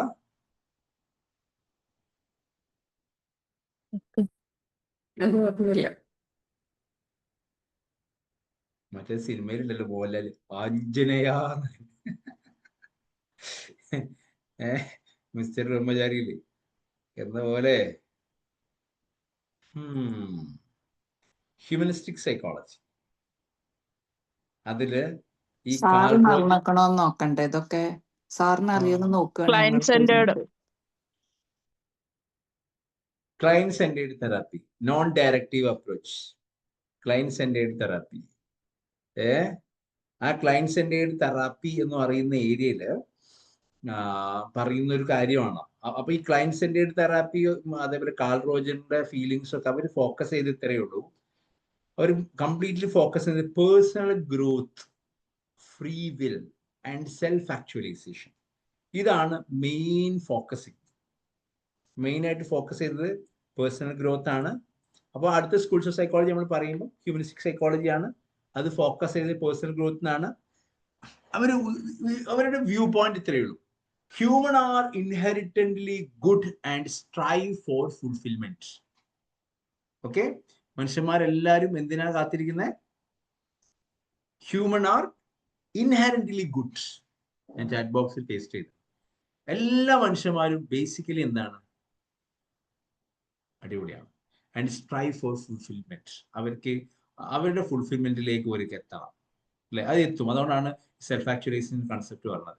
അവര് അങ്ങനെ ഫുൾഫിൽമെന്റിലേക്ക് എത്താനും അതിൽ യൂസ് ചെയ്ത മെത്തേഡ് എന്ന് പറയുമ്പോൾ ക്ലൈന്റ് സെന്റേർഡ് തെറാപ്പിയാണ്. ഓക്കെ, കാരണം അവരൊരു ഹീലിംഗിലേക്ക് കൊണ്ടുപോകുന്നത് എങ്ങനെയാ? അവരെ മൈൻഡ് സെറ്റ് ആക്കുന്നത് എങ്ങനെയാ? ഒരു ബിഹേവിയർ മോഡിഫിക്കേഷൻ കൊണ്ടുവരുന്നത് എങ്ങനെയാ? ക്ലയന്റിനോട് ഫീലിങ്സിനെ എക്സ്പ്ലോർ ചെയ്ത് പൊട്ടൻഷ്യലിലേക്ക് പോകാനാ പറയാം. എന്നാ ബിഹേവിയർസ് എങ്ങനെ പറയാ? അങ്ങനെയല്ല. ബിഹേവിയർസ് പറയാ എന്താ? കണ്ടീഷൻ ചെയ്യണം എന്നാ പറയാ. നേരെ മറിച്ച് ഹ്യൂമനിസ്റ്റിക് എങ്ങനെ പറയാ? കണ്ടീഷൻ അല്ല, അയാൾ എക്സ്പ്ലോർ ചെയ്യട്ടെ, അയാളുടെ മൈൻഡിലെ ഫീലിങ്സ് ഒക്കെ അയാൾ പറയട്ടെ, കൂടുതൽ പറയട്ടെ, എക്സ്പ്ലോർ ചെയ്തിട്ട് അയാളുടെ പാസ്റ്റിനെ കുറിച്ച് ചിന്തിക്കട്ടെ. എന്നാൽ ആ പാസ്റ്റിൽ അയാൾക്ക് ഉണ്ടായിരുന്ന കുറെ ക്വാളിറ്റീസ് അത് ഇപ്പോഴും അയാളുടെ ഉള്ളിലുണ്ട് എന്ന് അയാൾ എന്ത് ചെയ്യട്ടെ? എക്സ്പ്ലോർ ചെയ്യട്ടെ. അയാളുടെ ഫിസിയോളജിക്കൽ നീഡ്സ് കംപ്ലീറ്റ് ചെയ്യട്ടെ. സേഫ്റ്റി നീഡ് ഫുൾഫിൽ ആണോ നമ്മൾ ചെക്ക് ചെയ്യണം. പിന്നെ ലവ് ആൻഡ് ബിലോങ്സ് പ്രോപ്പറായി കിട്ടുന്നുണ്ടോ നമ്മൾ നോക്കണം. അങ്ങനെയാണെങ്കിൽ അയാൾക്ക് സെൽഫ് എസ്റ്റീം ഉണ്ടാകും. അതുണ്ടെങ്കിൽ അയാൾ സെൽഫ് ആക്ച്വലൈസേഷൻ എത്തും. ഇതിൽ ഏതെങ്കിലും ഒന്ന് കുറവാണെന്നുണ്ടെങ്കിൽ അവിടേക്ക് എത്തൂല. അപ്പൊ ഹ്യൂമനിസ്റ്റിക് സൈക്കോളജി ഫോക്കസ് ചെയ്യുന്നത് എങ്ങനെയാണ്? അവരുടെ മെത്തേഡ് കംപ്ലീറ്റ് ക്ലൈന്റ് സെന്റേർഡ് ആണ്. You get me? Right. അപ്പൊ ആദ്യം നമ്മൾ എന്ത് പഠിച്ചു? വില്യം വൂണ്ടിന്റെ സ്ട്രക്ചറലിസം. രണ്ടാമത് ഫങ്ഷണലിസം. മൂന്ന് behaviourism. 4 psychoanalysis. 5 humanistic. Very good. അങ്ങനെ ആകുമ്പോൾ അടുത്തൊരു സ്കൂൾസ് ഓഫ് തോട്ട് വരികയാണ്. എന്താണ്? കോഗ്നിറ്റീവ് സൈക്കോളജി എന്ന് പറയുന്ന സ്കൂൾസ് ഓഫ് തോട്ട് വരികയാണ്. അപ്പൊ കോഗ്നിറ്റീവ് സൈക്കോളജി എന്തായിരിക്കും? എന്തിലേക്ക് അവരെ focus? Feelings, cognition, sensation, perception. അല്ലെ?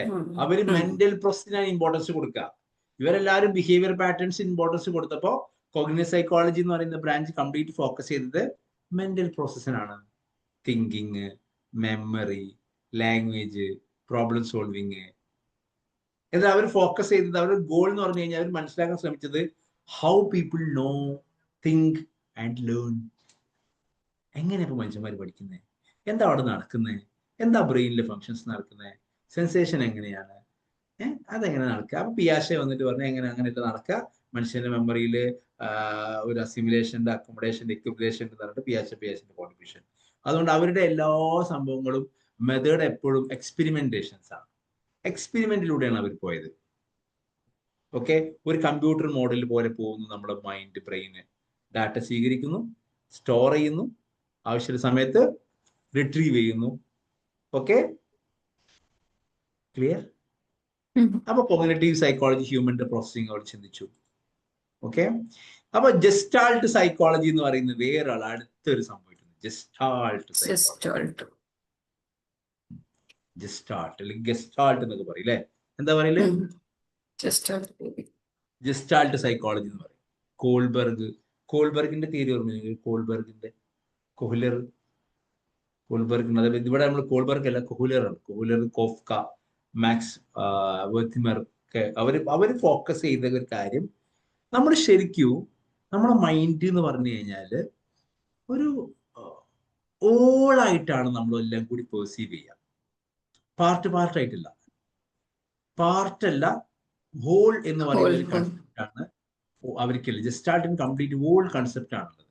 ഫോർ എക്സാമ്പിൾ പറഞ്ഞു കഴിഞ്ഞാൽ ഇപ്പൊ നമുക്ക് ഒരു ചില ഡോട്ട് ഗ്യാപ്പ് ഇട്ടതാണെങ്കിൽ പോലും നമ്മൾ ഒരു സിംഗിൾ ലൈനായിട്ട് വായിക്കും. ഞാൻ എങ്ങനെ കുത്തിട്ടതാണെങ്കിൽ ഒറ്റയ്ക്ക് ഫുള്ളായിട്ടാണ് നമ്മളെ മൈൻഡ് റീഡ് ചെയ്യുക അല്ലേ?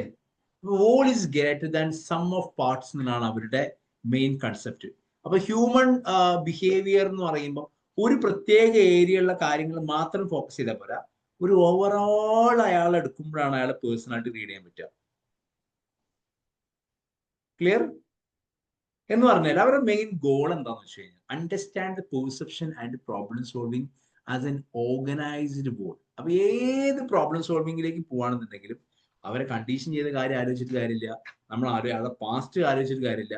അയാൾ ഇപ്പൊ എന്താണോ, അയാൾ പേഴ്സണലി എന്താണോ, അയാൾ പ്രൊഫഷണലി എന്താണോ, ഒരു സൊസൈറ്റിന്റെ ഉള്ളിൽ എന്താണോ, അയാൾ പിന്നെ പ്രൊഫഷണൽ എന്താണോ, എല്ലാം കൂടി കണക്ട് ചെയ്യുമ്പോൾ മാത്രമേ നമ്മൾ പ്രോബ്ലം സോൾവിങ് ലെവലിലേക്ക് പോവുള്ളൂ. അതുകൊണ്ട് അവർ യൂസ് ചെയ്യുന്ന മെത്തേഡ് എപ്പോഴും ഒബ്സർവേഷൻ ഓഫ് പെർസെപ്ഷൻ ആണ്. ഓക്കെ, ഇപ്പൊ ഫോർ എക്സാമ്പിൾ ഞാൻ ഇതിൽ കൊടുത്ത പോലെ a movie as a continuous motion, not a series of still images. സംഭവത്തിൽ ഒരു വീഡിയോ എന്ന് പറഞ്ഞു കഴിഞ്ഞാൽ കുറെ സ്റ്റിൽ ഇമേജസ് ആയിരുന്നു ആണ്, പക്ഷെ നമുക്ക് എങ്ങനെ ഫീൽ ചെയ്യാം? രൂപത്തിലേക്കാണ് ഫീൽ ചെയ്യുക. അത് എന്നതുപോലെ നമ്മുടെ പെർസെപ്ഷനും അങ്ങനെയാണ്, നമ്മുടെ ചിന്തകളും അങ്ങനെയാണ്, നമ്മുടെ ആക്ഷനും അങ്ങനെയാണ്. അപ്പൊ നമ്മൾ തെറാപ്പി ലെവലിൽ ജസ്റ്റ് തെറാപ്പി യൂസ് ചെയ്യുകയാണെന്നുണ്ടെങ്കിൽ നമ്മൾ മനസ്സിലാക്കേണ്ടത് ഒരാളെന്ന് പറഞ്ഞു കഴിഞ്ഞാൽ ഒരു പൊതുവെ സിറ്റുവേഷനിൽ ബിഹേവിയർ അല്ല, ഡിഫറെന്റ് സിറ്റുവേഷൻസിന്റെ ബിഹേവിയർ നമ്മൾ എന്ത് ചെയ്യണം? അനലൈസ് ചെയ്യണം. അപ്പോൾ നമുക്ക് എന്ത് കിട്ടും? ഒരു ജസ്റ്റാൾട്ട് സ്കൂൾസ് ഓഫ് സൈക്കോളജി ഏതാണെന്ന് നമുക്ക് മനസ്സിലാവും. ഓക്കെ, പിന്നെയും ഒരുപാട് സ്കൂൾസ് ഓഫ് സൈക്കോളജി വന്നിട്ടുണ്ട് കേട്ടോ. എന്ന് പറഞ്ഞാൽ ബയോളജിക്കൽ സ്കൂൾസ് ഓഫ് സൈക്കോളജി കൂടി പറഞ്ഞിട്ട് നമ്മൾ വീണ്ടും ഏതിലേക്ക് തന്നെ പോവാം? നമ്മുടെ ടോപ്പിക്സിലേക്ക്, നമ്മുടെ ലാംഗ്വേജിലേക്ക് തന്നെ ഉദ്ദേശിച്ചു. അപ്പോൾ അതിൽ ബയോളജിക്കൽ സ്കൂൾസ് എന്ന് പറയും, കാരണം ബേസിക് ആയ കാര്യങ്ങൾക്ക് എന്തായാലും അറിയണല്ലോ. ബയോളജിക്കൽ സൈക്കോളജി എന്ന് പറഞ്ഞു കഴിഞ്ഞാൽ ഇപ്പൊ നമ്മള് തിരുവനന്തപുരം പോയ സമയത്ത് നമുക്ക് എപ്പോഴും കൂടുതൽ അവിടെ ശരിക്കും ഒരു ബയോളജിക്കൽ സൈക്കോളജിയാണ് നിങ്ങളെ പഠിപ്പിച്ചത്. മനസ്സിലായോ? ഡോപ്പമിൻ അങ്ങനെ അങ്ങോട്ട് പോകുന്നു, ഇത് ഇങ്ങോട്ട് പോകുന്നു, പിന്നെ ഹൈപ്പോതലാമസ് ഇവിടെ വരുന്നു, മറ്റത് അമിഗ്ഡാലേക്ക് അങ്ങോട്ട് ചാടുന്നു, ന്യൂക്ലിയർ അക്കംബസ് അവിടെ പോയി നിൽക്കുന്നു, ഇവിടെ പോയി നിൽക്കുന്നു, ഹൈപ്പോതലാമസ് സ്ട്രഗിൾ ചെയ്തുകൊണ്ടിരിക്കുന്നു. നമുക്ക് കുറെ കാര്യങ്ങൾ നമ്മൾ കേട്ടില്ലേ? കേട്ടോ? നോർമലി ഇങ്ങനെ ഒഴുകണം, ചില സമയത്ത് ഇങ്ങനെ മാറി ഒഴുകുന്ന സമയത്ത് നമുക്ക് സ്കിസോഫ്രീനിയ ഉണ്ടായിരിക്കും അല്ലേ? അപ്പൊ നമ്മുടെ ബ്രെയിൻ സ്കിസോഫ്രീനിക് ആയിട്ട് മാറാനുള്ള മെയിൻ റീസൺ എന്ന് പറഞ്ഞാല് ഡോപ്പമിന്റെ ഓട്ടമാണ് എന്ന് നമ്മൾ പഠിച്ചിരുന്നു. ഓർമ്മണ്ടാ? സ്കിസോഫ്രീനിയ ഓർമ്മണ്ടാ? സാധാരണ സാറ് സ്കിസോഫ്രീനിയെ കുറിച്ചിട്ട് ഈ ചിലപ്പോഴൊക്കെ ഭയങ്കര രസകരമായിട്ട് പറയാറുണ്ട്.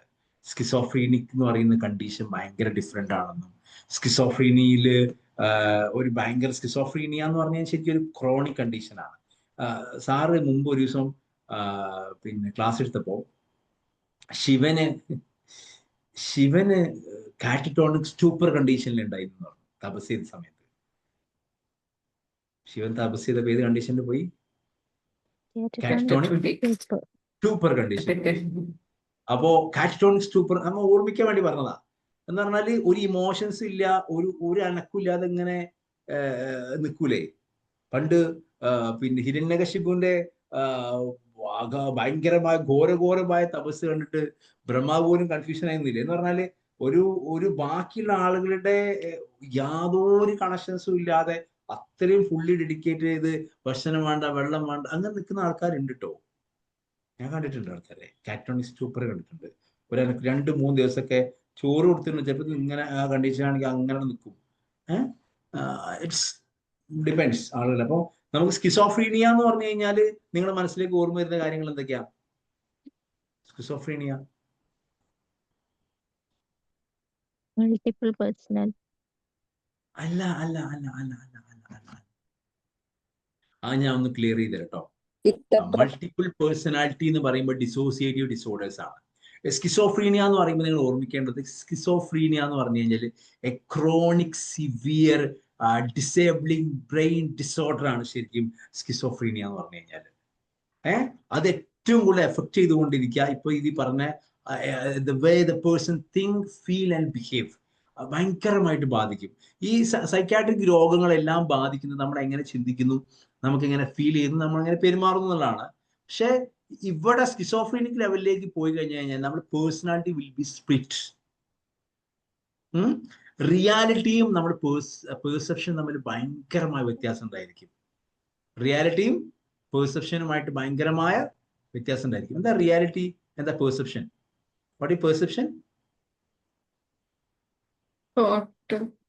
നമ്മളെങ്ങനെ ഓരോ നമ്മൾ കണ്ടീഷനെ സെൻസറി പെർസീവ് ചെയ്യും. നിങ്ങൾ അവിടുന്ന് ചോദിച്ച ചോദ്യങ്ങൾക്ക് സാറ് വ്യക്തമായി മറുപടി പറഞ്ഞ സാധനമാണ് പെർസെപ്ഷൻ. ഓർമ്മ ഉണ്ടോ? ആരാ ഫരീദ് ആരാ നമ്മള് ചോദിച്ചു എന്താണ് സർ പെർസെപ്ഷൻ ചോദിച്ചു. അപ്പൊ ഡീറ്റെയിൽ ആക്കിയ ഒരു സാധനമാണ് എന്ന് പറഞ്ഞാല് നമുക്ക് പെർസെപ്ഷൻ എന്ന് പറഞ്ഞാൽ meaning full sensation is perception. Meaning full sensation is perception. ഞാൻ കാണുന്നു, ഈ സാധനം കണ്ടു, കാണുന്ന സമയത്ത് എനിക്ക് അതെന്റെ ശീലമാണല്ലോ എന്ന് സ്വയം ബോധ്യം വന്നാൽ എനിക്ക് പെർസെപ്ഷൻ ഉണ്ട്. ക്ലിയർ? ഞാൻ ജസ്റ്റിനെ കാണുന്നു, ഇവിടെ ഇങ്ങനെ ആത്മാർത്ഥമായി ഇരിക്കണം കാണുമ്പോൾ യെസ് ആ കുട്ടി പഠിക്കാണ്, ഫുള്ളി കമ്മിറ്റഡ് ആയി ഇരിക്കുകയാണ് പഠിച്ചവനെ അല്ലേ എന്നാകുമ്പോൾ നമുക്കൊരു പെർസെപ്ഷൻ നടക്കുകയാണ്. ഒരു പഴയകാല 80s അല്ലെങ്കിൽ 90s ഒരു മൂവി പോലെ ഒരു മൂവി ഇങ്ങനെ ബ്ലാക്ക് ആൻഡ് വൈറ്റ് ഇങ്ങനെ ഓടിക്കൊണ്ടിരിക്കുന്നു എന്തോന്ന്. ഞാനത് പ്രേം നസീർ ആണോ ആരാണ് അതിൽ ഓടിക്കൊണ്ടിരിക്കുന്നത് ഇങ്ങനെ നോക്കുമ്പോൾ എന്റെ മുമ്പിൽ ഇങ്ങനെ ചില സമയത്ത് ഒരു വെട്ടം തെളിഞ്ഞു, അല്ല അത് ശ്രീജിത്താണ്, യെസ് കറക്റ്റ് എന്ന് നമ്മൾ മനസ്സിലാക്കുമ്പോൾ എന്റെ സെൻസേഷനിൽ നിന്ന് എനിക്ക് എന്തുണ്ടായി, ഒരു പെർസെപ്ഷൻ ഉണ്ടായി. കറക്റ്റ്? റൈറ്റ്. ഞാൻ ഇങ്ങനെ നോക്കുന്ന സമയത്ത് എന്തോ ഒരു വോൾട്ടേജ് കുറവുള്ള പോലെ, സാധാരണയുള്ള എനർജി ക്യാപ്സ്യൂളിന്റെ വോൾട്ടേജ് ഇന്ന് എനർജി ക്യാപ്സ്യൂളിൽ ഇല്ലല്ലോ, എന്ത് പറ്റി എന്ന് ആലോചിക്കുമ്പോൾ ഓട്ടോമാറ്റിക്കലി എന്താ അപ്പൊ അത് സംഭവം എന്ന് നമ്മളല്ലേ സെൻസേഷൻ പെർസെപ്ഷൻ. ഈ പെർസെപ്ഷൻസും സെൻസേഷനും നമ്മൾ യാതൊരു ബന്ധമില്ലാതായി പോകുന്ന ഒരു കണ്ടീഷൻ ഉണ്ട്. അത് ഏതിൽ വരും? സ്കിസോഫ്രീനിയയിൽ വരും. കിട്ടുന്നുണ്ടോ? അപ്പൊ സ്കിസോഫ്രീനിയ എന്ന് പറഞ്ഞു കഴിഞ്ഞാല് അതിന്റെ കാറ്റഗറി നിങ്ങൾ മനസ്സിലാക്കേണ്ടത്, നമുക്ക് പോസിറ്റീവ് സിംറ്റം ഉണ്ട്. പോസിറ്റീവ് സിംറ്റം നമുക്ക് മനസ്സിലാക്കും, പോസിറ്റീവ് എന്ന് പറഞ്ഞ സിംറ്റംസ് ഉണ്ട്, അതുപോലെ നെഗറ്റീവ് സിംറ്റംസും ഉണ്ട്. സാധാരണ പോസിറ്റീവ് എന്ന് പറഞ്ഞാൽ നമുക്ക് എന്താ ഓർമ്മിക്കാം, വാ വണ്ടർഫുൾ അടിപൊളി എന്നല്ല നമ്മൾ ഓർമ്മിക്കാം, അത് ഭയങ്കര പോസിറ്റീവ് ആണ്. എന്നാല് ഇപ്പൊ നമുക്ക് ഒരു എക്സാമ്പിൾ പറയാം, ഖദീജക്ക് നല്ല പോസിറ്റീവ് സിംറ്റം ആണ് കേട്ടോ സ്കിസോഫ്രീനിയന്റെ എന്ന് പറഞ്ഞു കഴിഞ്ഞാൽ അർത്ഥം എന്താ അറിയോ, ഖദീജക്ക് എന്തുണ്ട്, ഹാലൂസിനേഷൻ ഉണ്ട്, ഡെലൂഷൻ ഉണ്ട് എന്ന് അർത്ഥം. Do you get me? Positive symptom, schizophrenic positive symptom എന്ന് പറഞ്ഞാൽ അർത്ഥം എന്താ, വാ അയാൾ ഭയങ്കര പോസിറ്റീവ്സ് ഉള്ള സ്കിസോഫ്രീനിക് ആണെന്ന് പറഞ്ഞു കഴിഞ്ഞാൽ അർത്ഥം എന്താ,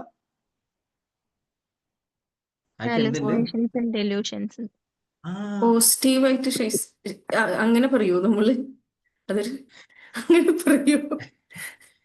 അതെന്താ ഈ ചോദ്യം വരാൻ കാരണം തരോ, നിങ്ങളെ മൈൻഡിൽ പോസിറ്റീവ് എന്ന് പറഞ്ഞാലുള്ള ഗുണമാണ്, നല്ലതാന്ന് ആൾറെഡി കയറ്റി വെച്ചിട്ടുണ്ട്. അപ്പൊ നിങ്ങൾ പുതിയൊരു പോസിറ്റീവ് സിംറ്റം എന്ന് പറയുമ്പോൾ നിങ്ങളുടെ സ്കീമയിലേക്ക് ആദ്യം കയറി പോണ എന്താ, ഈ ഹാലൂസിനേഷൻ എങ്ങനെ പോസിറ്റീവ് ആവാ, ഡെലൂഷൻ എങ്ങനെ പോസിറ്റീവ് ആവാ. നിങ്ങൾ ആലോചിച്ചോക്ക്, ഈ ഹാലൂസിനേഷൻസ് ഉള്ള ആൾ ഇപ്പൊ ഷിഫ്റ്റിൽ കാണാൻ അയാൾ പറയും, എന്താത് എനിക്ക് ഒരു പിന്നെ ഒരു ഐശ്വര്യന്റെ ഫീല് വരുന്നു കാണുമ്പോൾ എന്ന് പറയാണ്, ഹൈറ്റ് കുറഞ്ഞൊരു ഐശ്വര്യ എന്ന് പറഞ്ഞു കഴിഞ്ഞാൽ ഓട്ടോമാറ്റിക്കലി ഭയങ്കര പോസിറ്റീവ് അല്ലേ. ബാക്കിയുള്ള ആൾക്കാർക്ക് ഫീൽ ചെയ്യാത്ത ആർക്ക് ഫീൽ ചെയ്യുന്നുണ്ട്, നമുക്ക് ഫീൽ ചെയ്യുന്നില്ലേ അല്ലെ. സിദ്ദീഖിനെ കാണുമ്പം മമ്മൂട്ടി മമ്മൂട്ടിയാന്നൊക്കെ തോന്നി തുടങ്ങുകയാണെന്നുണ്ടെങ്കിൽ, മമ്മൂട്ടി മുമ്പ് പ്രത്യക്ഷപ്പെട്ട പോലെ എന്ന് തോന്നുകയാണെന്നുണ്ടെങ്കിൽ ഓട്ടോമാറ്റിക് എന്താണ് ഒരു പോസിറ്റീവ് സിംറ്റം. അങ്ങനെ എടുക്കുക തൽക്കാലം. പോസിറ്റീവ് സിംറ്റംസ് എന്ന് പറഞ്ഞു കഴിഞ്ഞാൽ ഓർമ്മിക്കുക, സംഭവം പോസിറ്റീവ് സിംറ്റംസ് പറയുന്നുണ്ടെങ്കിലും the behaviour of perceptions not seen health.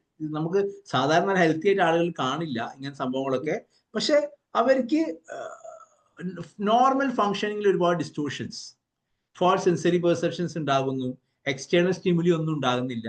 ചില ആൾക്കൊക്കെ ഇങ്ങനെ കേൾക്കും, ഓഡിറ്ററി വോയിസ് കമന്റിങ് വരും, അല്ലെങ്കിൽ വിഷ്വലി കാണാത്ത കാണും അല്ലെ, അല്ലെങ്കിൽ നാക്കിൽ രുചി വരും, സ്മെല്ല് വരും, എന്തോ സ്മെല്ല്, എന്താ സ്മെല്ല്, എവിടെ സ്മെല്ലൊന്നും ഉണ്ട്, പക്ഷെ ഇയാൾക്ക് മാത്രം ഭയങ്കര സ്മെല്ലേക്കും. എങ്ങനത്തെ സ്മെല്ല് വരും, ചില ഭക്ഷണം കഴിക്കുന്ന സമയത്ത്, ഫുഡ് കൊടുക്കുന്ന സമയത്ത് വേറെ എന്തിൻ്റെയൊക്കെ സ്മെല്ല് ചെയ്യാൻ ഫീൽ, ഭക്ഷണം കഴിക്കാൻ കഴിയില്ല, അങ്ങനെയൊക്കെ ഫീൽ ചെയ്യാം. ഓക്കെ.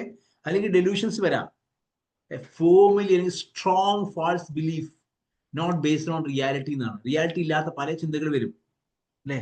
അപ്പൊ നമുക്കറിയാം ഈ പെർസിക്യൂട്ടറി എന്ന് പറയുന്ന ടൈപ്പാണ് ഡെലൂഷൻ വരുന്നതെന്നുണ്ടെങ്കിൽ, പെർസിക്യൂട്ടറി എന്ന് പറഞ്ഞാൽ എന്താ, ആരൊക്കെ എന്നെ ഫോളോ ചെയ്യുന്നുണ്ട്, ആരൊക്കെ എന്നെ ഫോളോ ചെയ്യുന്നുണ്ട്, അല്ലെങ്കിൽ ഇയാള് ഒരു ഗ്രാൻഡിയോസ് വരികയാണ്, ഭയങ്കരമായ സ്കിസോഫ്രീനിക് ഡെലൂഷൻസിൽ ഗ്രാൻഡിയോസിറ്റി വരികയാണെങ്കിൽ ഐ ആം ദ കിങ്, ഞാനാണ് രാജാവ്, ഐ ആം ദ സ്റ്റേറ്റ്, ഞാനാണ് ദൈവം എന്നൊക്കെ പറയും.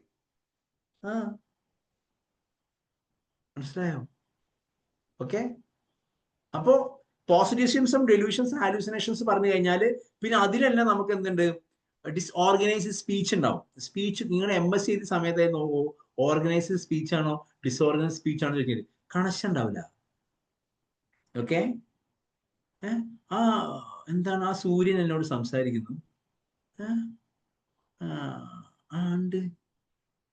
ആ ടെലിവിഷനിലൂടെ എന്നോട് ആൾ സംസാരിക്കുന്നുണ്ട്. ഇങ്ങനെ ഒരു കണക്ഷൻ ഇല്ലാത്ത പല സംസാരങ്ങളും അതിൽ ഉണ്ടായിക്കൊണ്ടിരിക്കും.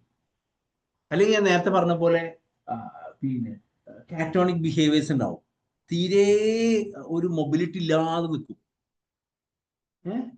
നമുക്കൊരു അൺപ്രഡിക്റ്റബിൾ ആയിട്ടുള്ള ബിഹേവിയർ. ഇതൊക്കെ എന്താണ്, പോസിറ്റീവ് സിംപ്റ്റം ആണ്.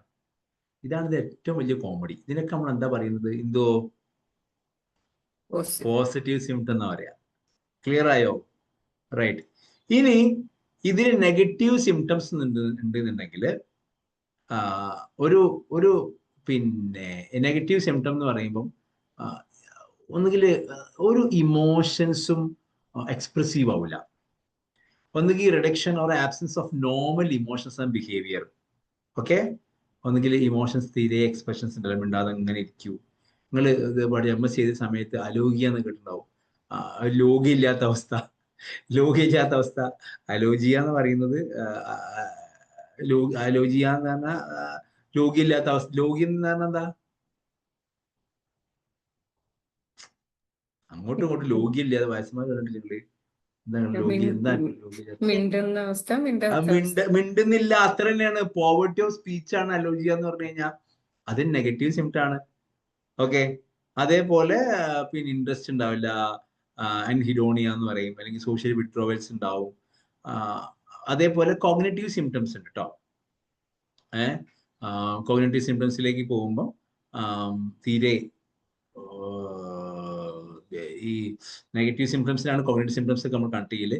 അറ്റൻഷൻ ഉണ്ടാവില്ല, കോൺസെൻട്രേഷൻ ഉണ്ടാവില്ല, മെമ്മറി പ്രോബ്ലംസ് ഉണ്ടായിരിക്കും, പ്ലാൻ ചെയ്യാൻ കഴിയില്ല, ഓർഗനൈസ് ചെയ്യാൻ കഴിയില്ല. ഇതെല്ലാം ഏതിന്റെ ഭാഗമാണ്? സ്കിസോഫ്രീനിക് ആയ ആളുകൾക്ക് ചുരുക്കി പറഞ്ഞു കഴിഞ്ഞാൽ ഫങ്ഷണൽ ഇമ്പയർമെന്റ് ഉണ്ടായിരിക്കും. ആർക്ക്? സ്കിസോഫ്രീനിക് ആയ ആളുകൾക്ക് ഫങ്ഷണൽ ഇമ്പയർമെന്റും ഉണ്ടാവാം. ഓക്കെ. അതുകൊണ്ട് തന്നെ ഞാൻ കഴിഞ്ഞ ദിവസം ന്യൂറോളജിസ്റ്റ് വന്നപ്പോൾ ഞാൻ അതാ ചോദിക്കാൻ കാരണം, സ്കിസോഫ്രീനിക് ആയ പേഷ്യൻസ് ഒക്കെ എന്തിനു പോകും സാറേ, ജോലിക്ക് പോകാനോ ഒക്കെ ആവുമോ ചോദിച്ചിരുന്നു. ശ്രദ്ധിച്ചിരുന്നോ? അതെ. കാരണം ഫങ്ഷണൽ ഇമ്പയർമെന്റ് ഇവർക്ക് ഉണ്ടായിരിക്കും. ഓക്കെ. അപ്പൊ ഇതിനൊരുപാട് പല റിസ്ക് ഫാക്ടേഴ്സ് ആണ്. കാരണം ഇപ്പൊ പലരും ചോദിക്കുക എങ്ങനെ സ്കിസോഫ്രീനിയ ഉണ്ടാവുന്നത്. ജനറ്റിക്കലായിട്ട് ആർക്കെങ്കിലും പാരമ്പര്യം, നമ്മളെല്ലാത്തിലും എഴുതി വെക്കുന്ന ഒരു തരമുണ്ട്. കാരണം എന്താ? നമ്മൾ പലപ്പോഴും എനിക്കൊരു സങ്കടം തോന്നുന്നു, നമ്മൾ ഇവരോട് പാസ്റ്റ് ഹിസ്റ്ററി ഒക്കെ എടുക്കുന്ന സമയത്ത് മൂത്തച്ഛനുണ്ട്, എളാപ്പാക്കുണ്ട്, അമ്മക്കുണ്ടല്ലോ, വാപ്പാക്കുണ്ട് എന്നൊക്കെ പറഞ്ഞിട്ടില്ല, അച്ഛനുണ്ട്, പാപ്പനുണ്ടെന്നൊക്കെ പറഞ്ഞിട്ട് നമ്മൾ ഡയഗ്നോസ് നമ്മൾ മനസ്സിലാക്കും ഹെറിഡിറ്ററി ആയി വന്ന സംഭവം ആണെന്നുള്ളത്. എനിക്ക് ഇനി ഡോക്ടേഴ്സിനോട് ആദ്യം ചോദിക്കാനുള്ളത്, ഈ ഹെറിഡിറ്ററി ആയിട്ട് വന്ന കാര്യം നിങ്ങൾ മെഡിസിൻ കൊടുക്കുമ്പോൾ ഹെറിഡിറ്ററി ആണെങ്കിലും അല്ലെങ്കിലും മെഡിസിൻസിൽ എന്തെങ്കിലും വ്യത്യാസം ഉണ്ടോ?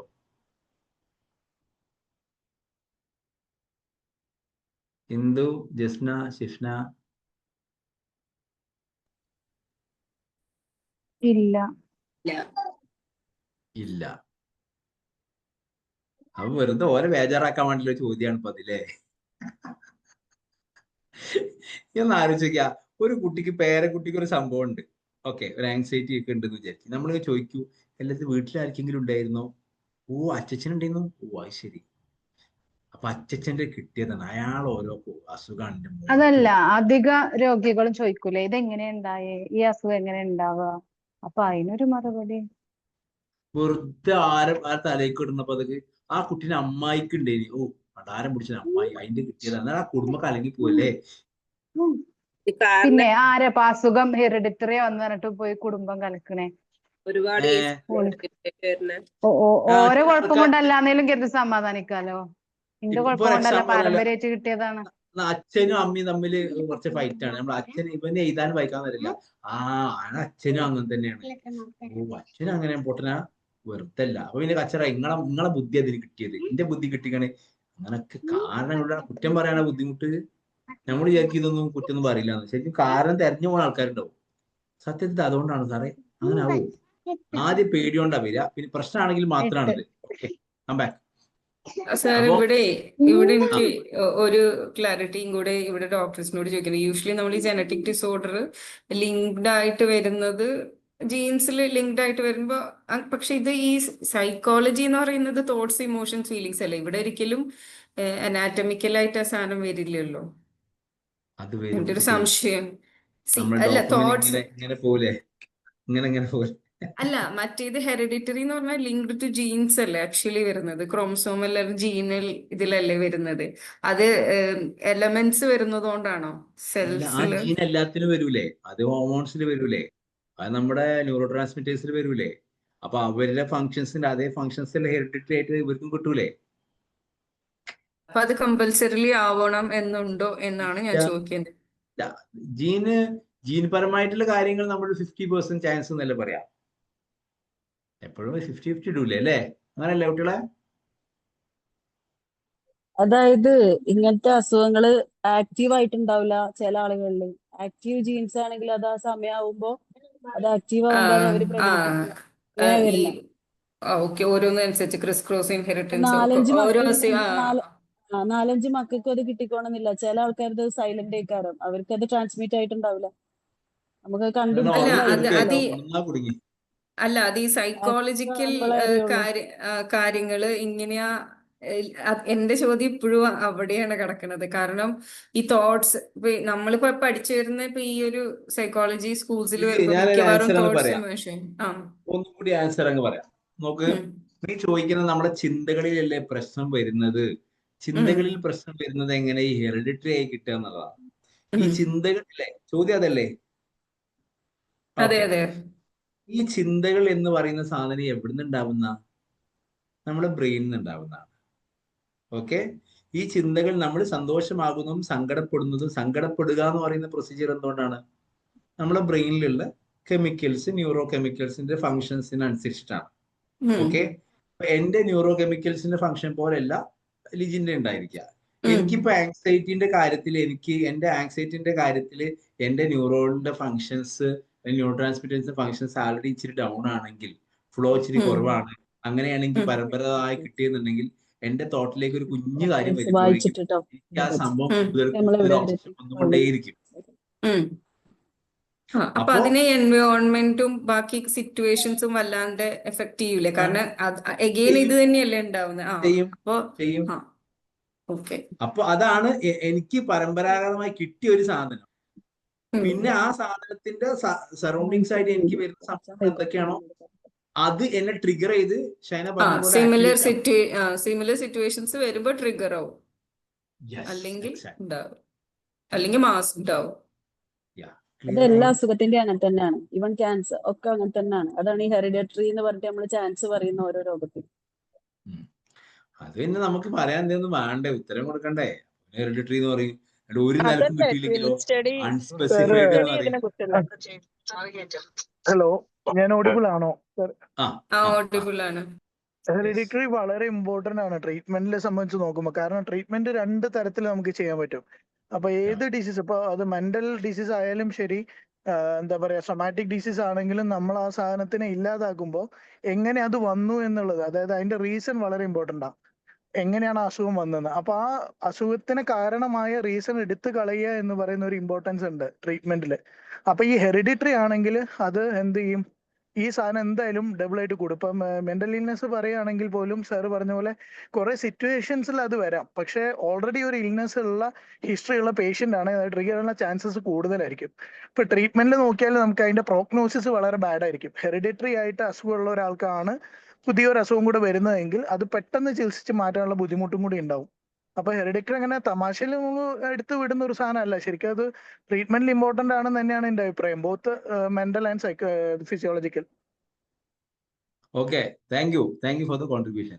അപ്പൊ ചുരുക്കി പറഞ്ഞു കഴിഞ്ഞാല് നമ്മുടെ ബ്രെയിനിന്റെ പിന്നെ കെമിക്കൽസ് അല്ലെങ്കിൽ ജനറ്റിക്കലായിട്ടോ, അല്ലെങ്കിൽ നമുക്ക് എന്തെങ്കിലും ബ്രെയിൻ സ്ട്രക്ചറിൽ വരുന്ന അബ്നോർമാലിറ്റിയോ, അല്ലെങ്കിൽ പിന്നെ ന്യൂറോ ട്രാൻസ്മിറ്റേഴ്സിന്റെ ഇംബാലൻസ്, അല്ലെങ്കിൽ ഡോപ്പമിൻ അടിച്ചങ്ങ് കയറി പോയിക്കൊണ്ടിരിക്കുക, ഡോപ്പമിന്റെ സെർട്ടൻ പാത്ത് വേസിൽ വരുന്ന ഇഷ്യൂസ്, ഇങ്ങനെ എന്ത് സംഭവങ്ങളും എന്താവാം ഈ പറയപ്പെടുന്ന സ്കിസോഫ്രീനി കണ്ടീഷൻസിലേക്ക് നമ്മൾ കൊണ്ടുപോവാം.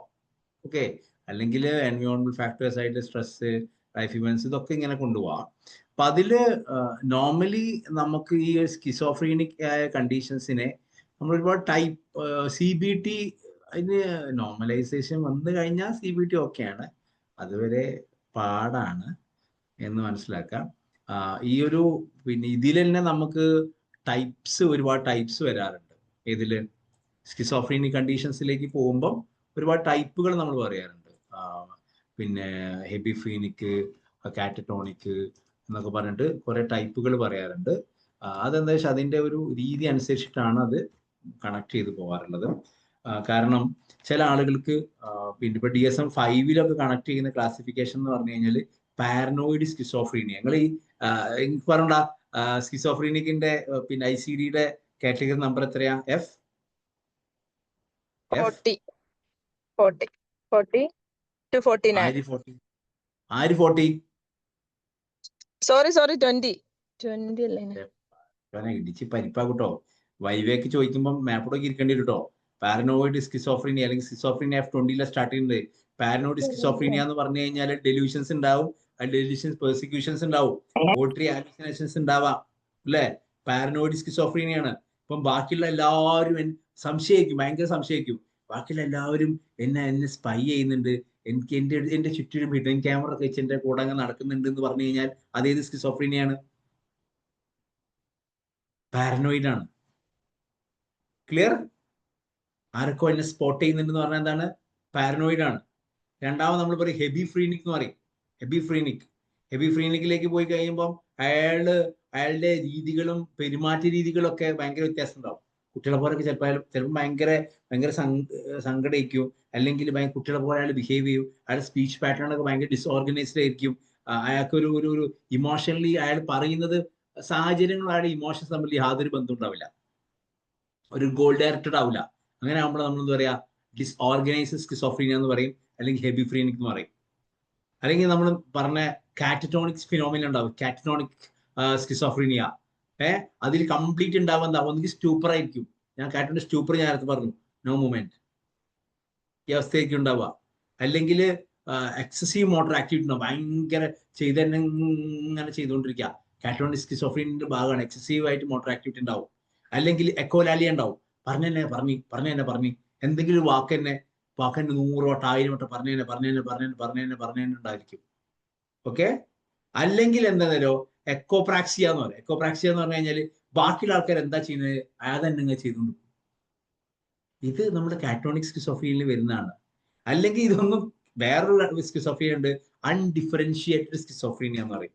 അൺഡിഫറൻഷിയേറ്റഡ് എന്ന് പറഞ്ഞു കഴിഞ്ഞാൽ നമുക്ക് സിംറ്റംസ് ഉണ്ട്, പക്ഷെ നമുക്ക് ഇത് പാരനോയിഡ് ആണോ, കാറ്റോണിക് ആണോ, ഹെബിഫ്രീനിക് ആണോ എന്ന് കറക്റ്റ് ആയിട്ട് കിട്ടില്ല.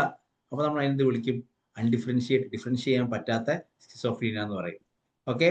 അല്ലെങ്കിൽ നമ്മൾ റെസിഡ്യൂവൽ സ്കിസോഫ്രീനിയ എന്ന് പറയും. എന്ന് പറഞ്ഞു കഴിഞ്ഞാൽ എന്തെങ്കിലും ഒരു സൈക്കോട്ടിക് എപ്പിസോഡ് ഉണ്ട്, എസ്പെഷ്യലി നെഗറ്റീവ് സിംറ്റംസ് മാത്രമേ കാണുന്നുള്ളൂ. അങ്ങനെയാണെങ്കിൽ നമ്മൾ റെസിഡ്യൂവൽ സ്കിസോഫ്രീനിയ എന്ന് പറയും. അപ്പോൾ ഇതെല്ലാമാണ് സ്കിസോഫ്രീനിയന്റെ ഡിഫറെന്റ് ടൈപ്സ് ആയിട്ട് നമ്മൾ കണക്കാക്കുന്നത്. ക്ലിയർ ആണോ? ഓക്കെ. അപ്പോൾ കം ബാക്ക് ടു സ്കിസോഫ്രീനിയയിൽ നിന്ന് വീണ്ടും നമുക്ക് ഏതിലേക്ക് പോവാം? നമ്മുടെ ലാംഗ്വേജ് ഡെവലപ്മെന്റിലേക്ക് പോവാം. നോം ചോംസ്കി ഇങ്ങനെ പോന്നതാണ്. നോം ചോംസ്കി പറഞ്ഞപ്പോൾ ചോംസ്കിയുടെ ലാംഗ്വേജ് പറഞ്ഞ സമയത്ത് നേരെ കോഗ്നിഷൻസിലേക്ക് പോയി, ഫ്രൂഡിന്റെ കോഗ്നിറ്റീവ് തിയറി പറഞ്ഞു. പിന്നെ കോഗ്നീഷന്റെ ഡെവലപ്മെന്റ് കാര്യങ്ങൾ പറഞ്ഞ സമയത്ത് നേരെ നമ്മൾ കോഗ്നിറ്റീവിന് വരുന്ന ഇഷ്യൂസിന് പറഞ്ഞപ്പോൾ സൈക്കാട്രിക് ഇഷ്യൂസിനെ കുറിച്ച് പറഞ്ഞു. സൈക്കാട്രിക് ഇഷ്യൂസിൽ സ്കിസോഫ്രീനിയെ കുറിച്ച് പറഞ്ഞു. സ്കിസോഫ്രീനിയന്റെ ഇതിന് മുമ്പ് കോഗ്നിറ്റീവ് സൈക്കോളജി, സ്കൂൾസ് ഓഫ് സൈക്കോളജിയിലേക്ക് പോയി. Schools of psychology complete cover ചെയ്തു. അത് കഴിഞ്ഞ ശേഷം നേരെ ഇതിലേക്ക് പോയി മനുഷ്യന്റെ ഹ്യൂമൻ സ്റ്റഡീസിലേക്ക് വന്ന് സ്കിസോഫ്രീനിയയിലേക്ക് പോയി. സ്കിസോഫ്രീനിയ കംപ്ലീറ്റ് നമ്മൾ പറഞ്ഞു, ഏരിയകളും അതിന്റെ പോസിറ്റീവ് സിംറ്റംസും നെഗറ്റീവ് സിംറ്റംസും അതേപോലെ ടൈപ്സും നമ്മൾ പറഞ്ഞു. അത് കഴിഞ്ഞിട്ട് വീണ്ടും നമ്മൾ പഴയതിലേക്ക് എത്തുകയാണ്. നമ്മൾ പറഞ്ഞ ഏതായിരുന്നു? Language development of Noam Chomsky. Okay. അപ്പൊ അതില് നിങ്ങൾ ഓർമ്മിക്കേണ്ട കാര്യം ഇതാണ്, ലിംഗ്വിസ്റ്റിക് ഇദ്ദേഹത്തിന്റെ തിയറി ഭയങ്കര സിമ്പിൾ തിയറി കേട്ടോ, ഭയങ്കര സിമ്പിൾ തിയറിയാണ്. ഇപ്പൊ നിങ്ങൾക്ക് ബിഹേവിയർ എന്താണ്, കോഗ്നീഷൻ എന്താണ്, മനുഷ്യന്റെ ബിഹേവിയർ എങ്ങനെ ഫോം ചെയ്യുന്നൊക്കെ നിങ്ങൾ പഠിച്ചു. ലാംഗ്വേജ് എങ്ങനെയാണ് ഫോം ചെയ്തതെന്ന് ബിഹേവിയറിസ്റ്റിനോട് ചോദിച്ചവർ എന്താ പറയാ? ഇപ്പൊ നിങ്ങൾ ഐഡിയ കിട്ടിയല്ലോ. ലാംഗ്വേജ് എങ്ങനെ ഡെവലപ്പ് ചെയ്ത് ബിഹേവിയറിസ്റ്റിനോട് ചോദിച്ചാൽ എന്താ പറയാ? How the language develops. നമ്മള് ബാക്കിയുള്ളവര് പറയുന്ന കേട്ടിട്ട് ബാക്കിയുള്ളവർ പറയുന്നത് കേട്ടിട്ട് പപ്പ എന്ന് വിളിച്ചപ്പോ ആടാ മോനെ കണ്ടിച്ച് ഓക്കെ, റീഎൻഫോഴ്സ്മെന്റ് കിട്ടിയപ്പോ കുട്ടി വിളിച്ചു, ഓക്കെ ശരി. അപ്പൊ റീഎൻഫോഴ്സ്മെന്റിലൂടെയാണ് സംഭവം കിട്ടുന്നത് മനസ്സിലാവുന്നത്. ഇയാൾ പറഞ്ഞതെന്നറിയോ? ഇയാള് എതിർത്തു ബ്രേക്കിംഗ് വിത്ത് ബിഹേവിയറിസം. ഞാൻ താഴെ അടിയും കൊടുത്തിട്ടുണ്ട്. ഓക്കെ, സ്കിന്നർ പറഞ്ഞ ലാംഗ്വേജ് ഇമിറ്റേഷൻസിലൂടെയോ റീഎൻഫോഴ്സ്മെന്റിലൂടെ ഉണ്ടാകുന്നത് എന്നതിനെ ഇദ്ദേഹം പൂർണ്ണമായിട്ട് എതിർത്തു. He opposed the theory that language is by imitation or by the conditioning. To him, language ability is innate, built into our biology from birth. നമ്മൾ ജനിക്കുന്ന സമയത്ത് നമ്മുടെ കൂടെ ഉണ്ടാകുന്നതാണ് എന്ത്? ലാംഗ്വേജിന്റെ എബിലിറ്റി എന്ന് പറയുന്നത്. ഇതാണ് ഇയാളുടെ വാദം. കാരണം എല്ലാ കുട്ടികളും, അദ്ദേഹം പറയുന്ന കീ ഐഡിയ ഇതാണ്: humans are biologically programmed to learn language. ഭാഷ പഠിക്കാൻ ജനിക്കുമ്പം തന്നെ അവർ റെഡിയാണ്. അവരുടെ ഉള്ളിലെ കപ്പാസിറ്റി ഉണ്ട്. നിങ്ങൾ പ്രത്യേകിച്ച് പഠിപ്പിച്ചു കൊടുക്കേണ്ട ആവശ്യമൊന്നുമില്ല. ഓക്കെ, അതിന് അദ്ദേഹം ഒരു പേരിട്ടു. ആ പേരാണ് ലാഡ്. എന്താ പേരിട്ടത്? ലാഡ്. ലാഡ് എന്ന് പറഞ്ഞു കഴിഞ്ഞാൽ ലാംഗ്വേജ് അക്വിസിഷൻ ഡിവൈസ്. എന്താ പേര്? ലാംഗ്വേജ് അക്വിസിഷൻ ഡിവൈസ് എന്ന് പറയും. ഇദ്ദേഹം പറഞ്ഞെന്താന്ന് വെച്ചാല്, നമ്മുടെ ബ്രെയിനിൽ ലാംഗ്വേജ് അക്വിസിഷൻ ഡിവൈസ് എന്ന് പറഞ്ഞ ഡിവൈസ് ആൾറെഡി ഉണ്ട്. ആ ഡിവൈസ് എല്ലാവരുടെ ബ്രെയിനിലും ഉണ്ട്. ഓക്കെ, അതൊരു ഹൈപ്പോത്തറ്റിക്കൽ ഡിവൈസ് ആണ്. നമുക്ക് ഞാൻ തൊട്ടു നോക്കാനോ കാണാൻ പറ്റത്തില്ല. പക്ഷെ അത് അങ്ങനെ ഒരു ഡിവൈസ് അവിടെ ഉണ്ട്. ആ ഡിവൈസ് കാരണമാണ് നമുക്ക് a mental structure helps children to acquire the produced language. അപ്പോൾ ലാഡ് എന്ന് പറഞ്ഞു കഴിഞ്ഞാൽ ഒരു മെന്റൽ സ്ട്രക്ചർ ആണ്. മനസ്സിന്റെ ബ്രെയിനിന്റെ ഉള്ളിലുള്ള ഒരു മെന്റൽ സ്ട്രക്ചർ ആണ് ലാഡ്. അത് എല്ലാ സ്ഥലത്തും ഒരുപോലെയാണ്. Contains rules common to all languages. എല്ലാ ലാംഗ്വേജിലുള്ള ആളുകൾക്കും ഇതുണ്ട്. ഓക്കെ, അത് ഓരോ സാഹചര്യങ്ങൾ കിട്ടുന്നതിനനുസരിച്ച് അതിൽ ആക്റ്റീവ് ആയിക്കൊണ്ടേയിരിക്കും. ഒരു നാച്ചുറൽ അണ്ടർസ്റ്റാൻഡിങ് കിട്ടിക്കൊണ്ടേയിരിക്കും. ഞാനൊരു കാര്യം ചോദിക്കട്ടെ, നിങ്ങൾ തമിഴ് സിനിമ കാണാറുണ്ട്. നിങ്ങൾക്ക് തമിഴ് അറിയില്ലെങ്കിൽ നിങ്ങൾക്ക് കാര്യം മനസ്സിലാവും. ഹിന്ദി കാണാറുണ്ട്. നിങ്ങൾ കണ്ടാലും കണ്ടില്ലെങ്കിൽ നിങ്ങൾക്ക് കാര്യം മീൻസ് ഹിന്ദി അറിയുമെങ്കിലും അറിയില്ലെങ്കിലും നിങ്ങൾക്ക് കാര്യം മനസ്സിലാവും. എല്ലാത്തിനും എല്ലാ ലാംഗ്വേജിനും ഒരു കോമൺ സ്ട്രക്ചർ ഉണ്ട് അല്ലേ? ഞാൻ സ്കൂളിലേക്ക് പോയി എന്ന് പറയുകയാണെങ്കിലും, ഐ വെന്റ് ടു സ്കൂൾ എന്ന് പറയുകയാണെങ്കിലും, ഞാൻ സ്കൂൾ ഗയ എന്ന് പറയുകയാണെങ്കിലും, അല്ലെങ്കിൽ എല്ലാത്തിനും സബ്ജക്റ്റ് വെർബ് ഒബ്ജക്റ്റ്, അല്ലെങ്കിൽ സബ്ജക്റ്റ് ഒബ്ജക്റ്റ് വെർബ്, അല്ലെങ്കിൽ പിന്നെ വെർബ് ഒബ്ജക്റ്റ് സബ്ജക്റ്റ്, എന്തെങ്കിലും സാധനം കണക്റ്റഡ് ആണ്.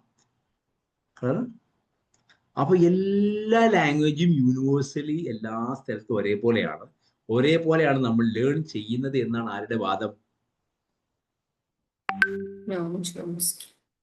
ആര് വാദം? വല്ലാത്തൊരു വാദമായിപ്പോയി അല്ലേ?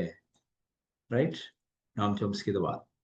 അങ്ങനെ അദ്ദേഹം പറഞ്ഞ ഒറ്റ ഇതും കൂടി പറഞ്ഞ് നമുക്ക് വൈൻഡപ്പ് ചെയ്യാം. അദ്ദേഹം പറഞ്ഞത് എല്ലാ മനുഷ്യന്മാരും ലാംഗ്വേജ് ഷെയർസ് യൂണിവേഴ്സൽ സ്ട്രക്ചർ. നമ്മുടെ മനുഷ്യന്മാർക്ക് എല്ലാവർക്കും ഒരു യൂണിവേഴ്സൽ സ്ട്രക്ചർ ഉണ്ട് ലാംഗ്വേജിന്. എല്ലാവരും ഡിപ്പെൻഡ് ചെയ്ത് നിൽക്കുന്നത് നമ്മളെ കോമൺ ആയിട്ടുള്ള ഒരു സ്ട്രക്ചറിലാണ്. ഓക്കെ, കാരണം നമ്മളെ ഗ്രോത്തും നമ്മളെ ഡെവലപ്മെന്റും എല്ലാം, അപ്പൊ നമ്മളെ ബ്രെയിനുമായി ബന്ധപ്പെട്ട കാര്യങ്ങൾ, നമ്മൾ ഫിസിക്കലുമായി ബന്ധപ്പെട്ട കാര്യങ്ങളെല്ലാം നമ്മുടെ ഗ്രോത്തുമായി നമ്മൾ കണക്ട് ചെയ്യും അല്ലെ? ഗ്രോത്ത് കണക്ട് ചെയ്യും. പക്ഷെ ലാംഗ്വേജ് നമ്മൾ ഡെവലപ്മെന്റുമായിട്ട് കണക്ട് ചെയ്യും. ഇപ്പൊ നമ്മൾ ജനിക്കുന്ന സമയത്ത് നമുക്കുണ്ടാകുന്ന ഫസ്റ്റ് 2 to 3 months നമുക്ക് ഒരു കൂയിങ് സൗണ്ടോ അല്ലെങ്കിൽ ബാബ്ലിംഗ് സൗണ്ട്സോ ഉണ്ട്. ബ്ലാബ്ലിംഗ് സൗണ്ട്സ് നമ്മൾ പറയാം അല്ലെ? ഫസ്റ്റ് ലാംഗ്വേജ് എന്താ?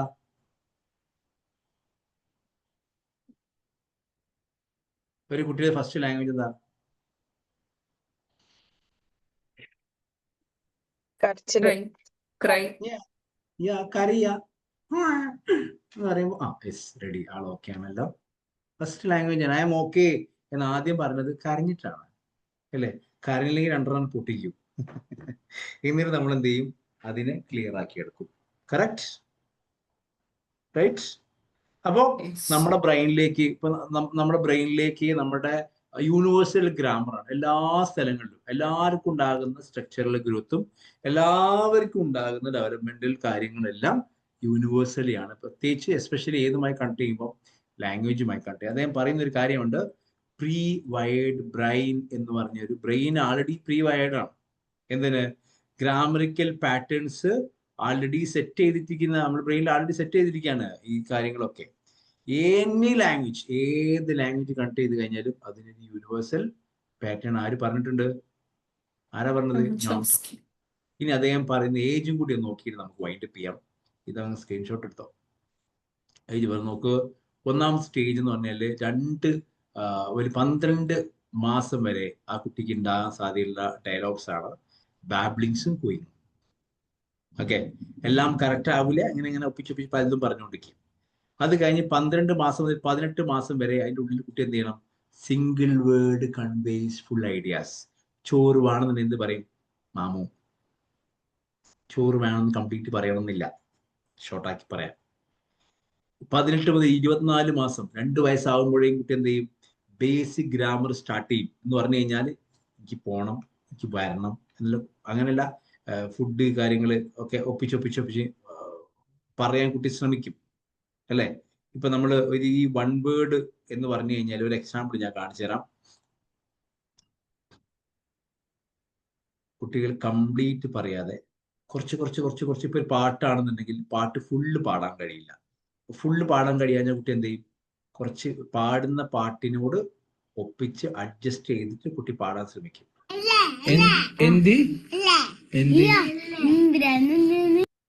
അപ്പോ കുട്ടി കൊഞ്ചം ചൊല്ലും. ഒരു എക്സാമ്പിൾ കാണിച്ചു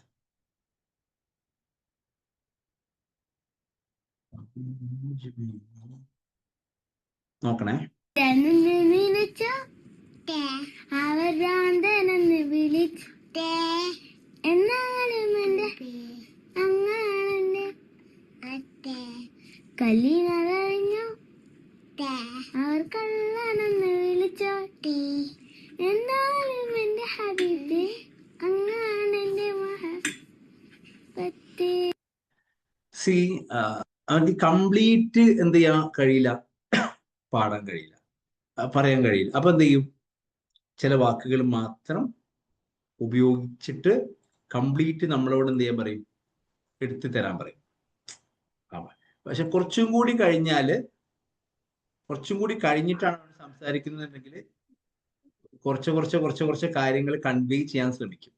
ഫോർ എക്സാമ്പിൾ കാണിച്ചു തരാം, നോക്കണേ. എവിടെ? എന്താ പറ്റി? കയ്യിനോ? എന്താ? ചോരെ? വീനോ? എവിടെയാ?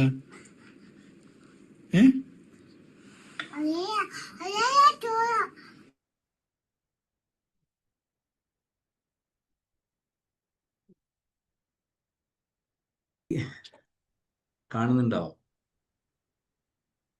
കണ്ടോ? ഹലോ, അതിൽ അയാൾ കൺവേ ചെയ്യുന്ന ശ്രമം കണ്ടോ നിങ്ങള്? ആദ്യത്തേല് സിംഗിൾ വേർഡ് വെച്ചിട്ട് അഡ്ജസ്റ്റ് ചെയ്യുന്നു. കുറച്ചും കൂടി കഴിയുമ്പം എന്ത് ചെയ്യുന്നു? കൺവേ ചെയ്യാൻ വേണ്ടി ശ്രമം നടത്തുന്നു. 2 വേർഡ്സ് ലെവലിലേക്ക് മൂവ് ചെയ്തുകൊണ്ടിരിക്കുന്നു. പിന്നെ കുറച്ചും കൂടി കഴിയുമ്പം 2 to 3 എത്തുമ്പോൾ സിമ്പിൾ സെന്റൻസസിലേക്ക് മാറും. ഐറ്റം മാറിയിട്ട് കുറച്ചും കൂടി സെന്റൻസസിലേക്ക് മാറും. സെന്റൻസിലേക്ക് എത്തുന്ന സമയത്ത് കുട്ടികൾ ആദ്യം കുറച്ച് സെന്റൻസ് മെയിൻറ്റെയിൻ ചെയ്യാനാണ് ശ്രമിച്ചുകൊണ്ടിരിക്കുക. കുറച്ച് ഡയലോഗ്സ് പറയാ, കുറച്ച് ഇപ്പൊ നമ്മള് എന്തെങ്കിലും ഫുഡ് കഴിക്കാൻ വിളിക്കുക, അല്ലെങ്കിൽ ഇങ്ങോട്ട് വരി എന്ന് പറയാ, അല്ലെങ്കിൽ എന്തെങ്കിലും ചോദിക്കുമ്പോൾ കുഞ്ഞു കാര്യങ്ങൾ വർക്കൗട്ട് ചെയ്ത് കൊണ്ടുവരാനുള്ള ശ്രമം നടത്തും. ഫോർ എക്സാമ്പിൾ നമ്മൾ ചായ കുടിക്കാൻ വിളിക്കാന്ന് വിചാരിച്ചു.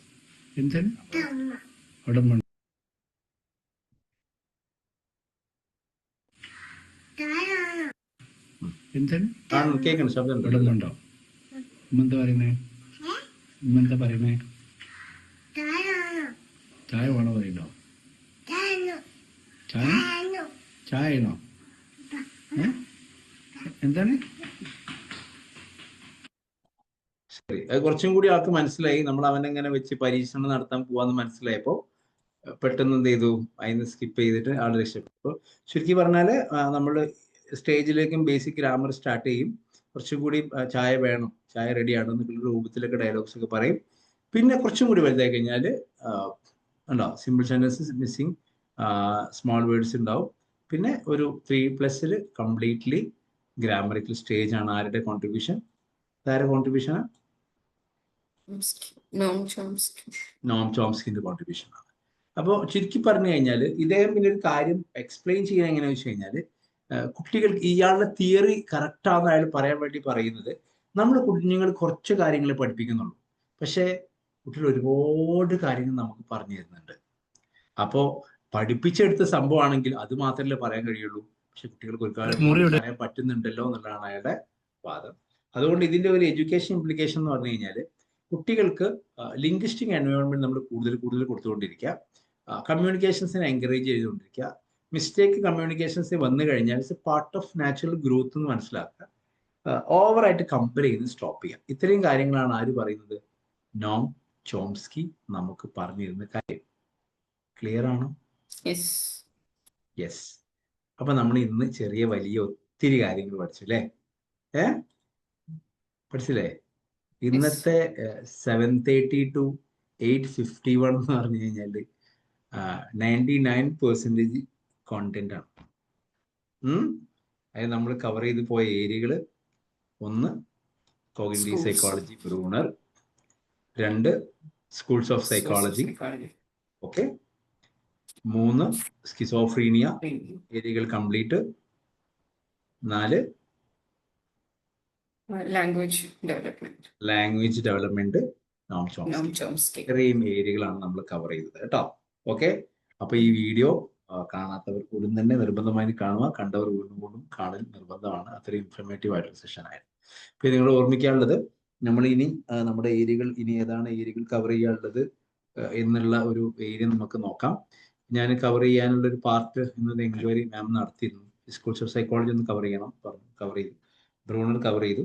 പിന്നെ സൂയിസൈഡ് പ്രിവെൻഷൻ നോട്ട്, അത് സിലബസിൽ പെട്ടതല്ല, പക്ഷെ മാമിന് ഞാൻ അയച്ചു കൊടുത്തിരുന്നു, മാമിന് അയച്ചു തരും. നോം ചോംസ്കിന്റെ language development assistance theory cover ചെയ്തു. പിന്നെ group counselling, stage of counselling, group counselling ഒക്കെ നിങ്ങൾ തന്നെ വർക്ക്ഔട്ട് ചെയ്യുക. അത് റിവിഷന്റെ പാർട്ടിൽ ജസ്റ്റ് ഒന്ന് കണക്ട് ചെയ്യുന്നുണ്ട്. കാരണം നിങ്ങൾ ആൾറെഡി പഠിച്ച സംഭവങ്ങൾ, ഇപ്പം എന്ന് പറഞ്ഞാൽ rapport building assessment and diagnosis, formation counselling course, intervention എന്ന് പറയുന്ന സംഭവം ചില പുസ്തകങ്ങളിൽ സ്റ്റേജസ് ഓഫ് കൗൺസിലിംഗ് എന്നുള്ള പേരിൽ വരുന്നുണ്ട്. അതിൽ initial stage, disclosure stage, termination stage എന്നുള്ള 3 ഹെഡിങ്ങിന്റെ താഴോട്ട് മാറ്റിയിട്ട് ഇതേ എമ്പതിയും ഇതേ സംഭവങ്ങളും അതിൽ പറഞ്ഞിട്ടുണ്ടെന്നേ ഉള്ളൂ. നമ്മൾ സിലബസിന്റെ ഭാഗമായതുകൊണ്ട് അങ്ങനെ ഡിവൈഡ് ചെയ്തിട്ടുണ്ടെന്നേ ഉള്ളൂ. പിന്നെ സ്റ്റേജസ് ഓഫ് പറഞ്ഞു, കോഗ്നിറ്റീവ് ഡെവലപ്മെന്റ് തിയറി പറഞ്ഞു, പിന്നെ സ്കിസോഫ്രീനിയ മെൻഷൻ ചെയ്തിരുന്നു, അത് പറഞ്ഞു. പിന്നെ CBT തോട്ട് ഡയറിയാണ് മെൻഷൻ ചെയ്തത്. CBTയുടെ thought diary, especially personality disorder അല്ലെങ്കിൽ വേർ ഡിസോർഡർ എന്നൊക്കെ പറയുമ്പോൾ ബേസിക് ആയിട്ട് തോട്ട് ഡയറി നിങ്ങൾ പഠിച്ചിട്ടുണ്ട്. പിന്നെ നിങ്ങൾക്ക് തന്ന വർക്ക്ഷീറ്റ് നിങ്ങൾ എടുത്ത് ഒന്നുകൂടി നോക്കുക. അത് നമ്മൾ എപ്പോഴും തോട്ട് ഡയറി ഇങ്ങനെ വരിക: what is my thought, what is my feeling, what is my emotion, what I want to do.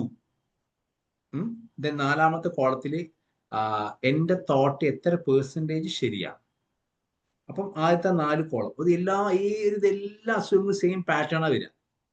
Then 5ാമത്തെ കോളത്തിലേക്ക് വരുമ്പം ആ തോട്ട് പാറ്റേൺസിന് എനിക്ക് എത്ര % സ്കോർ ചെയ്യും. നമ്മളെപ്പോഴും എത്ര % നമ്മൾ സ്കോറിങ്, പിന്നെ തോട്ട് എത്ര % ആണ്, പോസിറ്റീവ് ആണ്, കമ്പൽഷൻ എത്ര % ആണ് എനിക്ക് വരുന്നത്. ദെൻ അത് നെക്സ്റ്റ് നമ്മൾ JPMR തെറാപ്പികളോ കാര്യങ്ങളോ അതിന് ഓവർകം ചെയ്യാൻ വേണ്ടി ചെയ്യുന്ന സ്ട്രാറ്റജി നമ്മൾ ആഡ് ചെയ്ത് കൊടുക്കുക. എല്ലാത്തിനും സ്ട്രാറ്റജി ഉണ്ടാവില്ല. ചില സമയങ്ങളിൽ നമ്മൾ എന്ത് ചെയ്യുക, നിന്റെ ഫ്രണ്ടിനാണ് ഇതേ സിറ്റുവേഷൻ വന്നതെന്നുണ്ടെങ്കിൽ നീ എന്താണ് സജസ്റ്റ് ചെയ്യുക എന്നുള്ള ചോദിക്കുക. എന്നിട്ട് അതിന് അനുകൂലമായ എവിഡൻസും എതിരായിട്ടുള്ള എവിഡൻസും നമ്മൾ അടുത്ത കോളത്തിൽ വർക്ക്ഔട്ട് ചെയ്യും. ദെൻ നമ്മൾ ന്യൂ ഒരു തോട്ടിലേക്ക് എത്തും. ഇങ്ങനെയാണ് worksheet common ആയിട്ടുണ്ടാവുക.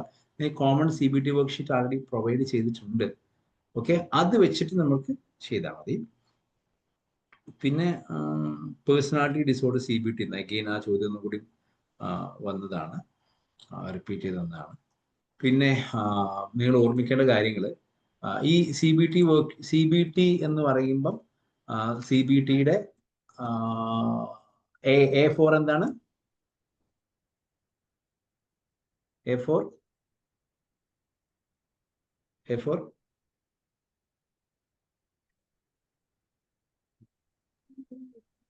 A4 activate A4 activating event. B4 belief system very good, very good. Belief system. C4 consequences consequences, very good. D4 dispute effect dispute. Okay, very good. Effective feeling. അപ്പൊ നിങ്ങൾ thought diary worksheet കൊടുക്കുന്ന സമയത്ത് നമ്മൾ ആദ്യം thought diary നമുക്ക് എല്ലാവരും കൊടുക്കും. Thought diary കൊടുക്കുന്നതിന്റെ main purpose എന്ന് പറഞ്ഞു കഴിഞ്ഞാൽ നമ്മുടെ നെഗറ്റീവ് ഓട്ടോമാറ്റിക് തോട്ട്സ് എന്താണെന്ന് കണ്ടെത്താനും അതിനെ റെക്കഗ്നൈസ് ചെയ്യാനാണ്. ഓക്കെ, എന്നിട്ട് ആ തോട്ടിനെ ചലഞ്ച് ചെയ്യാനും ആ ഇറാഷണൽ ബിലീഫിനെ മാറ്റി റാഷണലിസ്റ്റിക് റിയലിസ്റ്റിക് ആക്കാനും വേണ്ടിയിട്ടാണ്. അപ്പൊ നിങ്ങൾക്ക് ഗ്രൂപ്പിൽ ഷെയർ ചെയ്തൊരു പാറ്റേൺ ഞാൻ നേരത്തെ പറഞ്ഞത്. അപ്പൊ നിങ്ങൾ എന്ത് ചെയ്യുക, സിറ്റുവേഷൻ എന്താണ് എന്നുള്ളത് എഴുതാൻ പറയാ, ആ സമയത്ത് ഒരു തോട്ട് എന്താണെന്ന് എഴുതാൻ പറയാ, ആ സമയത്ത് ഇമോഷൻസ് എന്താണെന്ന് എഴുതാൻ പറയാ, അതിന് അനുകൂലമായിട്ടുള്ള എവിഡൻസ് എന്താണ്, അതിനെതിരെയുള്ള എവിഡൻസ് എന്താണെന്ന് എഴുതാൻ പറയാം. എന്നൊരു ബാലൻസ്ഡ് തോട്ട് ക്രിയേറ്റ് ചെയ്യാൻ പറയാം. ഇവിടെ തോട്ട് ക്രിയേറ്റ് ചെയ്യാൻ പറ്റുന്നില്ല. ഇപ്പൊ ഒരു എക്സാമ്പിൾ പറയുകയാണെന്നുണ്ടെങ്കിൽ നമുക്ക് നമ്മൾ റിപ്പോർട്ട് നമ്മൾ ഉണ്ടാക്കി, നമ്മുടെ ബോസ് നമ്മളെ ക്രിട്ടിസൈസ് ചെയ്തു. അങ്ങനെ ആകുമ്പോൾ നമ്മുടെ ഉള്ളിലേക്ക് വരുന്ന ഒരു ടെറിബിൾ ഒരു ഫീലിംഗ് എന്തായിരിക്കും, ആ ഒരു സിറ്റുവേഷൻ ആലോചിക്കുമ്പോഴേക്കും ജമ്മുവിന്റെ ജോബ് ആകെ ടെറിബിളാണ്. പിന്നെ നമ്മുടെ ഇമോഷൻസ് എന്താണ്, ഇമോഷൻസ് നമുക്ക് വരുന്നത് അത് ആലോചിക്കുമ്പോൾ നമുക്ക് ദുഃഖം, അതിന്റെ ബ്രാക്കറ്റ് നമ്മൾ എത്ര പെർസെൻറ്റേജ് ഉണ്ട്, ആങ്ഷ്യസ് ആണ് വരുന്നതെങ്കിൽ എത്ര പെർസെൻറ്റേജ്, 70%. അപ്പൊ ഇതിന് അനുകൂലമായിട്ടുള്ള ഒരു പിന്നെന്താണ് എനിക്കുള്ള ഒരു തോട്ട്, 4 ആയിട്ടുള്ള തോട്ട് എന്താണ്, കാരണം ഞാൻ കുറച്ച് മിസ്റ്റേക്ക് ഉണ്ടായതുകൊണ്ടാണ് ഇങ്ങനെ വന്നത്. എഗെയിൻസ്റ്റ് ആയ തോട്ട് എന്താണ്, ബോസ് പിന്നെ എന്നോട് ഇത് ഇമ്പ്രൂവ് ആക്കണം എന്നൊക്കെ പറഞ്ഞല്ലോ, അതുകൊണ്ട് എനിക്കൊരു പ്രതീക്ഷയില്ല, എനിക്ക് ഇമ്പ്രൂവ് ആക്കാൻ പറ്റും, എനിക്കൊരു പ്രതീക്ഷയില്ല. ഇതാണ് എൻ്റെ നെഗറ്റീവ് തോട്ട്.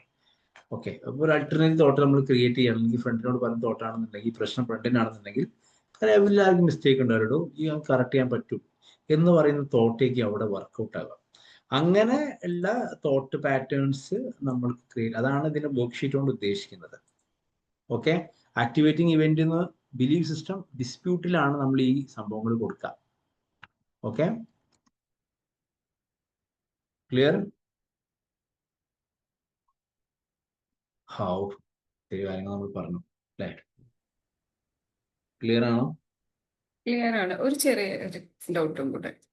ഇപ്പൊ ഈ സ്കൂൾസ് ഓഫ് തോട്ട് ഇപ്പൊ കുറെ പറഞ്ഞില്ലേ, ഇപ്പൊ യൂഷ്വലി നമ്മൾ ഏതൊരു സയന്റിഫിക് ഇത് പറയുമ്പോഴും അതിലെ ഏറ്റവും മോർ ആക്സെപ്റ്റഡ് അല്ലെങ്കിൽ വൈഡ്ലി ആക്സെപ്റ്റഡ് എന്നൊക്കെ പറഞ്ഞൊരു സാധനം അത് ഇവിടെ ഉണ്ടോ സൈക്കോളജിയിൽ, അല്ലെങ്കിൽ ഇതിന്റെ എല്ലാ എലമെന്റ്സും കൂടിയാണോ നമ്മൾ നോക്കുന്നത്? അങ്ങനല്ല. എന്താന്ന് വെച്ച് കഴിഞ്ഞാല് നമ്മളിത് ഇപ്പൊ നമ്മള് ഈ ഹിസ്റ്ററി ചരിത്രം പഠിക്കുമ്പോൾ ഇത്രയും സ്കൂൾസ് ഉണ്ട് നമ്മൾ പറയും. പക്ഷെ നമ്മൾ ഇപ്പോ ട്രീറ്റ്മെന്റ് ബേസ് ചെയ്ത് നമ്മൾ ഏറ്റവും കൂടുതൽ ഫോക്കസ് ചെയ്യാതാ കോഗ്നിറ്റീവ് ബിഹേവിയർ തെറാപ്പിയാണ്. ട്രീറ്റ്മെന്റ് ബേസ് ചെയ്തിട്ട് നമ്മൾ ഫോക്കസ് ചെയ്യുക കോഗ്നിറ്റീവ് ബിഹേവിയർ തെറാപ്പിയാണ്.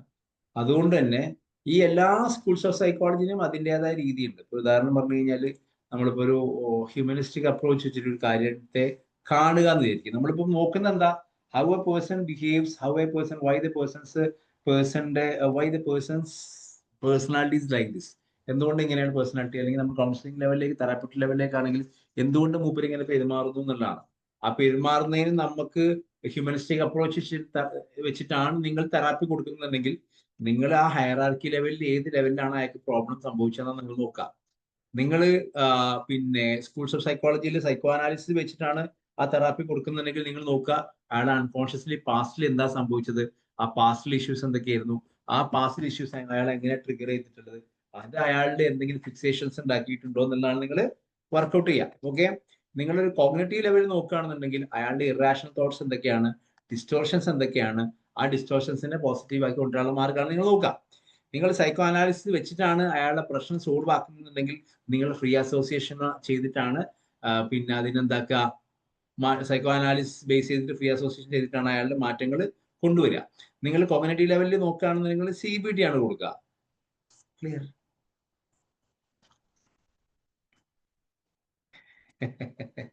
ഇത് ക്ലയൻസിനെ ഡിപ്പെൻഡ് ചെയ്തിട്ടാണോ സാർ ഇരിക്കുക?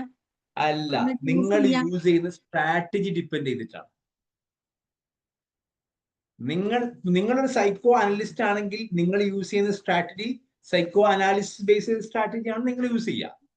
അപ്പൊ ഒരു ചോദ്യം കൂടെ. ഇപ്പൊ ഓരോ ആൾക്കാർ സൈക്കോളജിസ്റ്റും ഒരു കേസിനെ അപ്രോച്ച് ചെയ്യുന്നതും ഹീൽ ചെയ്യുന്നതും വേറെ വിധത്തിലായിരിക്കും എന്നാണോ ബേസിക്കലി പറഞ്ഞു വരുന്നത്? അതെ അതെ അതെ അതെ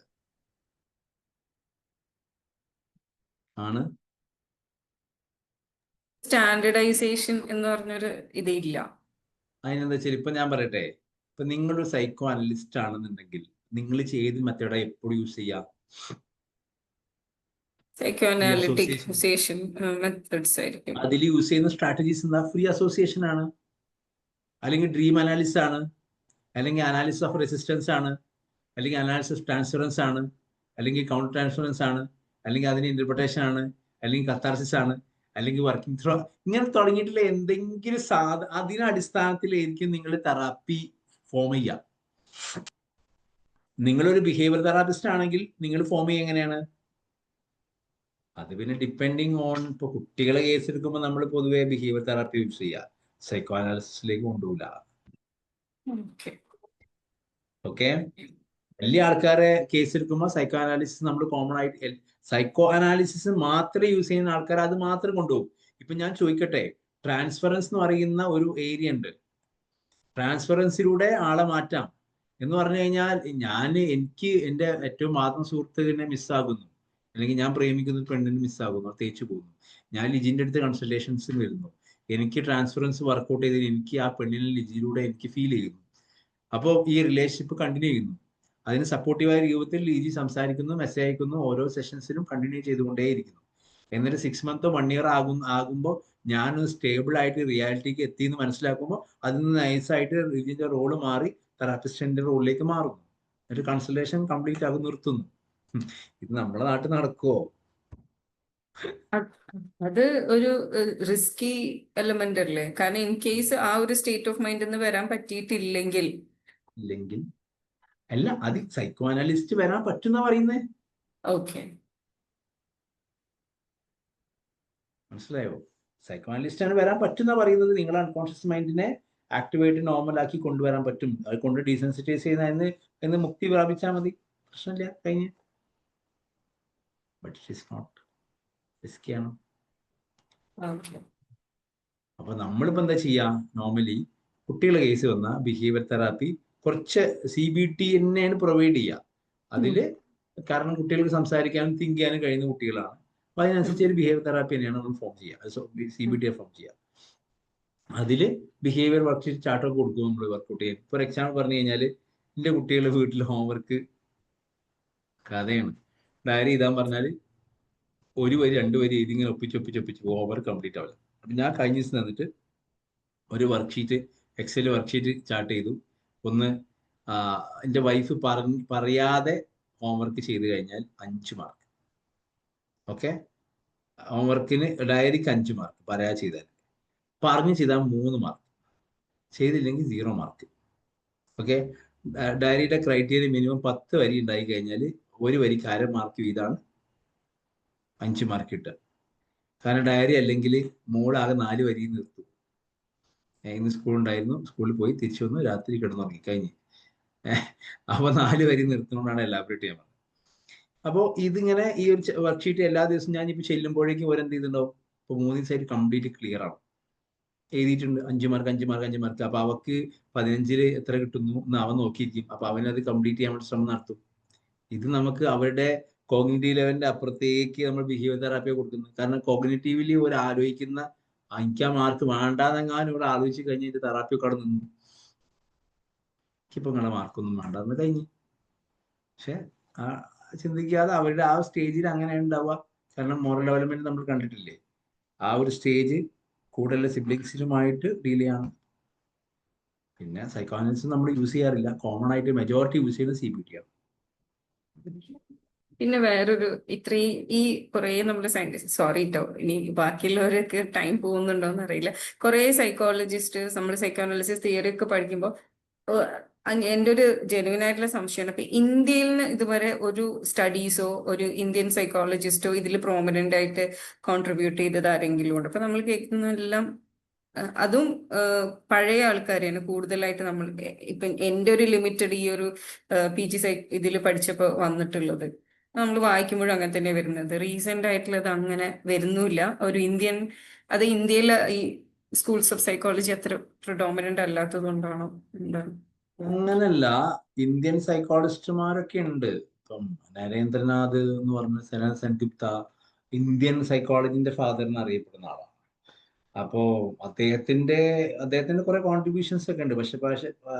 പക്ഷെ പലപ്പോഴും നമ്മൾ ഫോക്കസ് ചെയ്യുന്നത് അങ്ങനെ ആയിരിക്കില്ല എന്നുള്ളതാണ് അതിന്റെ ഉത്തരം. നമ്മൾ പഠിക്കാനുള്ള പുസ്തകങ്ങളൊക്കെ വിദേശ യൂറോപ്പിൽ നിന്നുള്ള പുസ്തകങ്ങളും ഫോറിൻ പുസ്തകങ്ങളൊക്കെ ആയിരിക്കും. അപ്പൊ നമ്മൾ കൂടുതൽ അങ്ങനെ ഫോക്കസ് ചെയ്യുന്നില്ല എന്നേ ഉള്ളൂ. അല്ലാതെ എക്സ്പീരിയൻസ് സൈക്കോളജിയിലും ഒരുപാട് കാര്യങ്ങൾ കൊണ്ടുവന്നിട്ടുണ്ട്. സർ, പിന്നെ സ്കീസോഫ്രീനിയയിൽ നെഗറ്റീവ് സിംറ്റം പോസിറ്റീവ് സിംറ്റം ഉണ്ടല്ലോ, അതിന് രണ്ടിനും ഒരേ ട്രീറ്റ്മെന്റോ? ട്രീറ്റ്മെന്റാ? ട്രീറ്റ്മെന്റ് ഒക്കെ നമ്മുടെ കയ്യിലില്ല. നമ്മളത് ആദ്യം സൈക്കാട്രിയിലേക്ക് റെഫർ ചെയ്തിട്ട് അയാൾക്ക് പ്രോപ്പറായിട്ട് ഇൻസൈറ്റ് വന്നാൽ മാത്രമേ നമുക്ക് എന്തെങ്കിലും ചെയ്യാനുള്ളൂ. അപ്പൊ അവരെങ്ങനെയൊക്കെ അതിൽ ട്രീറ്റ്മെന്റ് എടുക്കുന്നുണ്ടാവുക? എങ്ങനെ? ഈ സിംറ്റംസ് രണ്ടും ഏകദേശം ഒരേ ഇതിൽ തന്നെയാണ് എടുക്കുന്നത്, നെഗറ്റീവ് പോസിറ്റീവ്? അല്ല, പോസിറ്റീവ് സിംറ്റം ആണോ നെഗറ്റീവ് സിംറ്റം ആണോ നോക്കും, രണ്ടും കൂടി മിക്സ് ആയി വരുന്നുണ്ടോ നോക്കും, എന്നിട്ട് ട്രീറ്റ്മെന്റ് എടുക്കും. ഡോപ്പമീൻ പാത്വേസ് ക്ലിയർ ആക്കാനുള്ള ഇതൊക്കെ കൊടുക്കും. ഒരാൾ ഇൻസൈറ്റ് റെഡി ആയി വന്നു കഴിഞ്ഞാൽ ഗുളി കൊടുത്തു കഴിഞ്ഞാൽ കുറെ ഇൻസൈറ്റ് റെഡി ആവില്ലേ? രണ്ടും ഇപ്പൊ നെഗറ്റീവ് ആണെങ്കിലും പോസിറ്റീവ് ആണെങ്കിലും രണ്ടിനും ഡിഫറെന്റ് ട്രീറ്റ്മെന്റ് ആയിരിക്കും. സിംറ്റംസ് അതൊക്കെ ഡോക്ടർ സൈക്കാട്രിസ്റ്റ് പറയണം അതിന്റെ ആൻസർ. സൈക്കാട്രിസ്റ്റുമാർക്കേ അതിനെ അറിയുള്ളൂ. ഇൻസൈറ്റ് ഇല്ലല്ലോ അപ്പൊ അവർക്ക്. നമുക്ക് ഫൈൻഡ് ചെയ്യാന്നുള്ളല്ലോ. അപ്പൊ ലിജി ചോദിച്ച പോലെ ഇന്ത്യയിൽ ആദ്യമായിട്ട് ഒരു ഡിപ്പാർട്ട്മെന്റ് സ്റ്റാർട്ട് ചെയ്തപ്പോൾ, കൽക്കട്ട ഡിപ്പാർട്ട്മെന്റ് സ്റ്റാർട്ട് ചെയ്തപ്പോൾ ഈ നരേന്ദ്രനാഥ് സെൻഗുപ്ത എന്ന് പറഞ്ഞ ആള് ഇന്ത്യന്റെ ഫാദർ ഓഫ് സൈക്കോളജി എന്ന് അറിയപ്പെട്ടു. പിന്നെ ഇന്ത്യക്കാർ ഫോളോ ചെയ്ത സംഭവം എന്താ വെച്ച് കഴിഞ്ഞാല്, സൈക്കോ അനാലിസിസ് എന്ന് പറയുന്ന ഈ ഒരു കണ്ടീഷൻസിനെ ഇന്ത്യയിലേക്ക് കൊണ്ടുവന്നു. ഇന്ത്യയിൽ സൈക്കോ അനാലിസിസ് സൊസൈറ്റി ഒക്കെ രൂപീകരിച്ച് ഒരു സിഗ്മണ്ട് ഫ്രോയിഡിന്റെ ഫോളോവർ ആയിട്ട് സിഗ്മണ്ട് ഫ്രോയിഡിനെ കൊണ്ടുവന്ന ഡോക്ടർ ഗിരിജൊക്കെ ഉണ്ട്. അപ്പൊ അവര് ഇതൊക്കെ 1953 ആ സമയമാട്ടോ ഞാൻ പറഞ്ഞത്. അന്നേ ഈ ഒരു സംഭവങ്ങൾ നടന്നു പോയിക്കൊണ്ടിരുന്നത് ഇന്ത്യയിൽ. പിന്നെ നമുക്ക് ഒരു വലിയൊരു മുന്നേറ്റങ്ങളോ അല്ലെങ്കിൽ വേറെ എന്തെങ്കിലും സംഭവങ്ങളോ ഒന്നും കണക്ട് ചെയ്യാൻ പറ്റിയിട്ടില്ല. പിന്നെ നമ്മള് നിംഹാൻസ്, പിന്നെ നാഷണൽ ഇൻസ്റ്റിറ്റ്യൂട്ട് നിംഹാൻസ് ക്രിയേറ്റ് ചെയ്തിട്ടുള്ള ഒരു സിൻഹണ്ട്, ദുർഗാനന്ദോ സംതിങ്, അവര് ഒരു സൈക്കോളജീനെ ഒരു ഇന്ത്യനൈസേഷൻ എന്ന് പറഞ്ഞ ലെവലിലേക്ക് മാറ്റിക്കൊണ്ടുവന്നു. പക്ഷെ ഇതൊന്നും നമുക്ക് പഠിക്കാനില്ല എന്നുള്ളതാണ് സത്യം. എവിടെയും നമ്മുടെ പുസ്തകങ്ങളിലൂടെയും ഇന്ത്യൻ പാർട്ടിലേക്ക് കുറെ സംഭവങ്ങൾ പഠിക്കില്ല. റിസർച്ചുകൾ ഒരുപാട് നടക്കുന്നുണ്ട്. പിന്നെ നമ്മൾ സ്കെയിലുകൾ ഒരുപാട് എന്താ പറയാ, സ്കെയിലില്ലേ, സൈക്കോളജിക്കൽ ടെസ്റ്റുകൾ ഒരുപാട് നടക്കുന്നുണ്ട്. അങ്ങനെ പിന്നെ ഇന്റലിജൻസുമായി ബന്ധപ്പെട്ടിട്ടുള്ള ഒരു പാസ്റ്റ് തിയറി ഒക്കെ ഉണ്ടല്ലോ, പാസ്റ്റ് തിയറി ഓഫ് ഇന്റലിജൻസ്, അതൊക്കെ ഇന്ത്യക്കാർ കൊണ്ടുവന്ന തന്നെയാണ്. അത് കുറെ കാര്യങ്ങൾ നമുക്ക് പഠിക്കാണ്ട്, കോറായിട്ടുള്ള കാര്യങ്ങളിൽ ചെറിയ ചെറിയ വ്യത്യാസങ്ങൾ ഉണ്ട്. Okay, ready? അപ്പോ ഇന്നത്തെ കലാപരിപാടികൾ ഇവിടെ അവസാനിക്കാൻ പോവുകയാണ്. ഇന്ന് ഭയങ്കരമായിട്ട് അടുത്ത കാലത്തൊന്നും ഇല്ലാത്തൊരു സെഷനിൽ ഈ വിടവാങ്ങൽ തവാഫ് എന്നൊക്കെ പറഞ്ഞ പോലെ ഒരുപക്ഷെ ഇത് നമ്മുടെ ലാസ്റ്റ് ഒരു ഒഫീഷ്യൽ വൈൻഡപ്പിംഗ് സബ്ജക്ട് റിലേറ്റഡ് ക്ലാസ് ആണ്. ഇനി അങ്ങോട്ടുള്ള ക്ലാസ്സുകൾ നിങ്ങൾക്ക് ചാർട്ട് ചെയ്തൊരു വാട്സപ്പിൽ ചിലപ്പോൾ വോയിസ് നോട്ടൊക്കെ ആയിട്ടായിരിക്കും റിവിഷന്റെ കുറച്ച് കാര്യങ്ങളൊക്കെ കിട്ടിക്കൊണ്ടിരിക്കുക എന്നുകൂടി സൂചിപ്പിക്കുന്നു. നമ്മളിത് എൻഡ് എന്ന് പറയുന്ന പാർട്ടിലേക്ക് പോയിക്കൊണ്ടിരിക്കുകയാണ്. അപ്പൊ നമുക്ക് ഇന്നത്തെ സെഷൻ നമ്മൾ അവസാനിക്കുന്നു.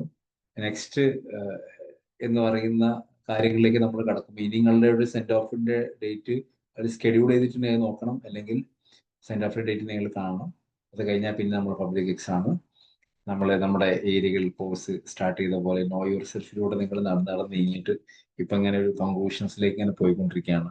കാര്യങ്ങൾ നിങ്ങളുടെ ഡൗട്ടും കാര്യങ്ങളൊക്കെ നിങ്ങൾ ചോദിച്ചുകൊണ്ടേയിരിക്കുക. മുന്നോട്ട് പോയിക്കൊണ്ടേയിരിക്കാം. അപ്പോൾ ഓക്കെ, ഷഫീഖ് അലത്തിങ്കിൽ signing off. Bye, good night. Good night, sir. Thanks, sir.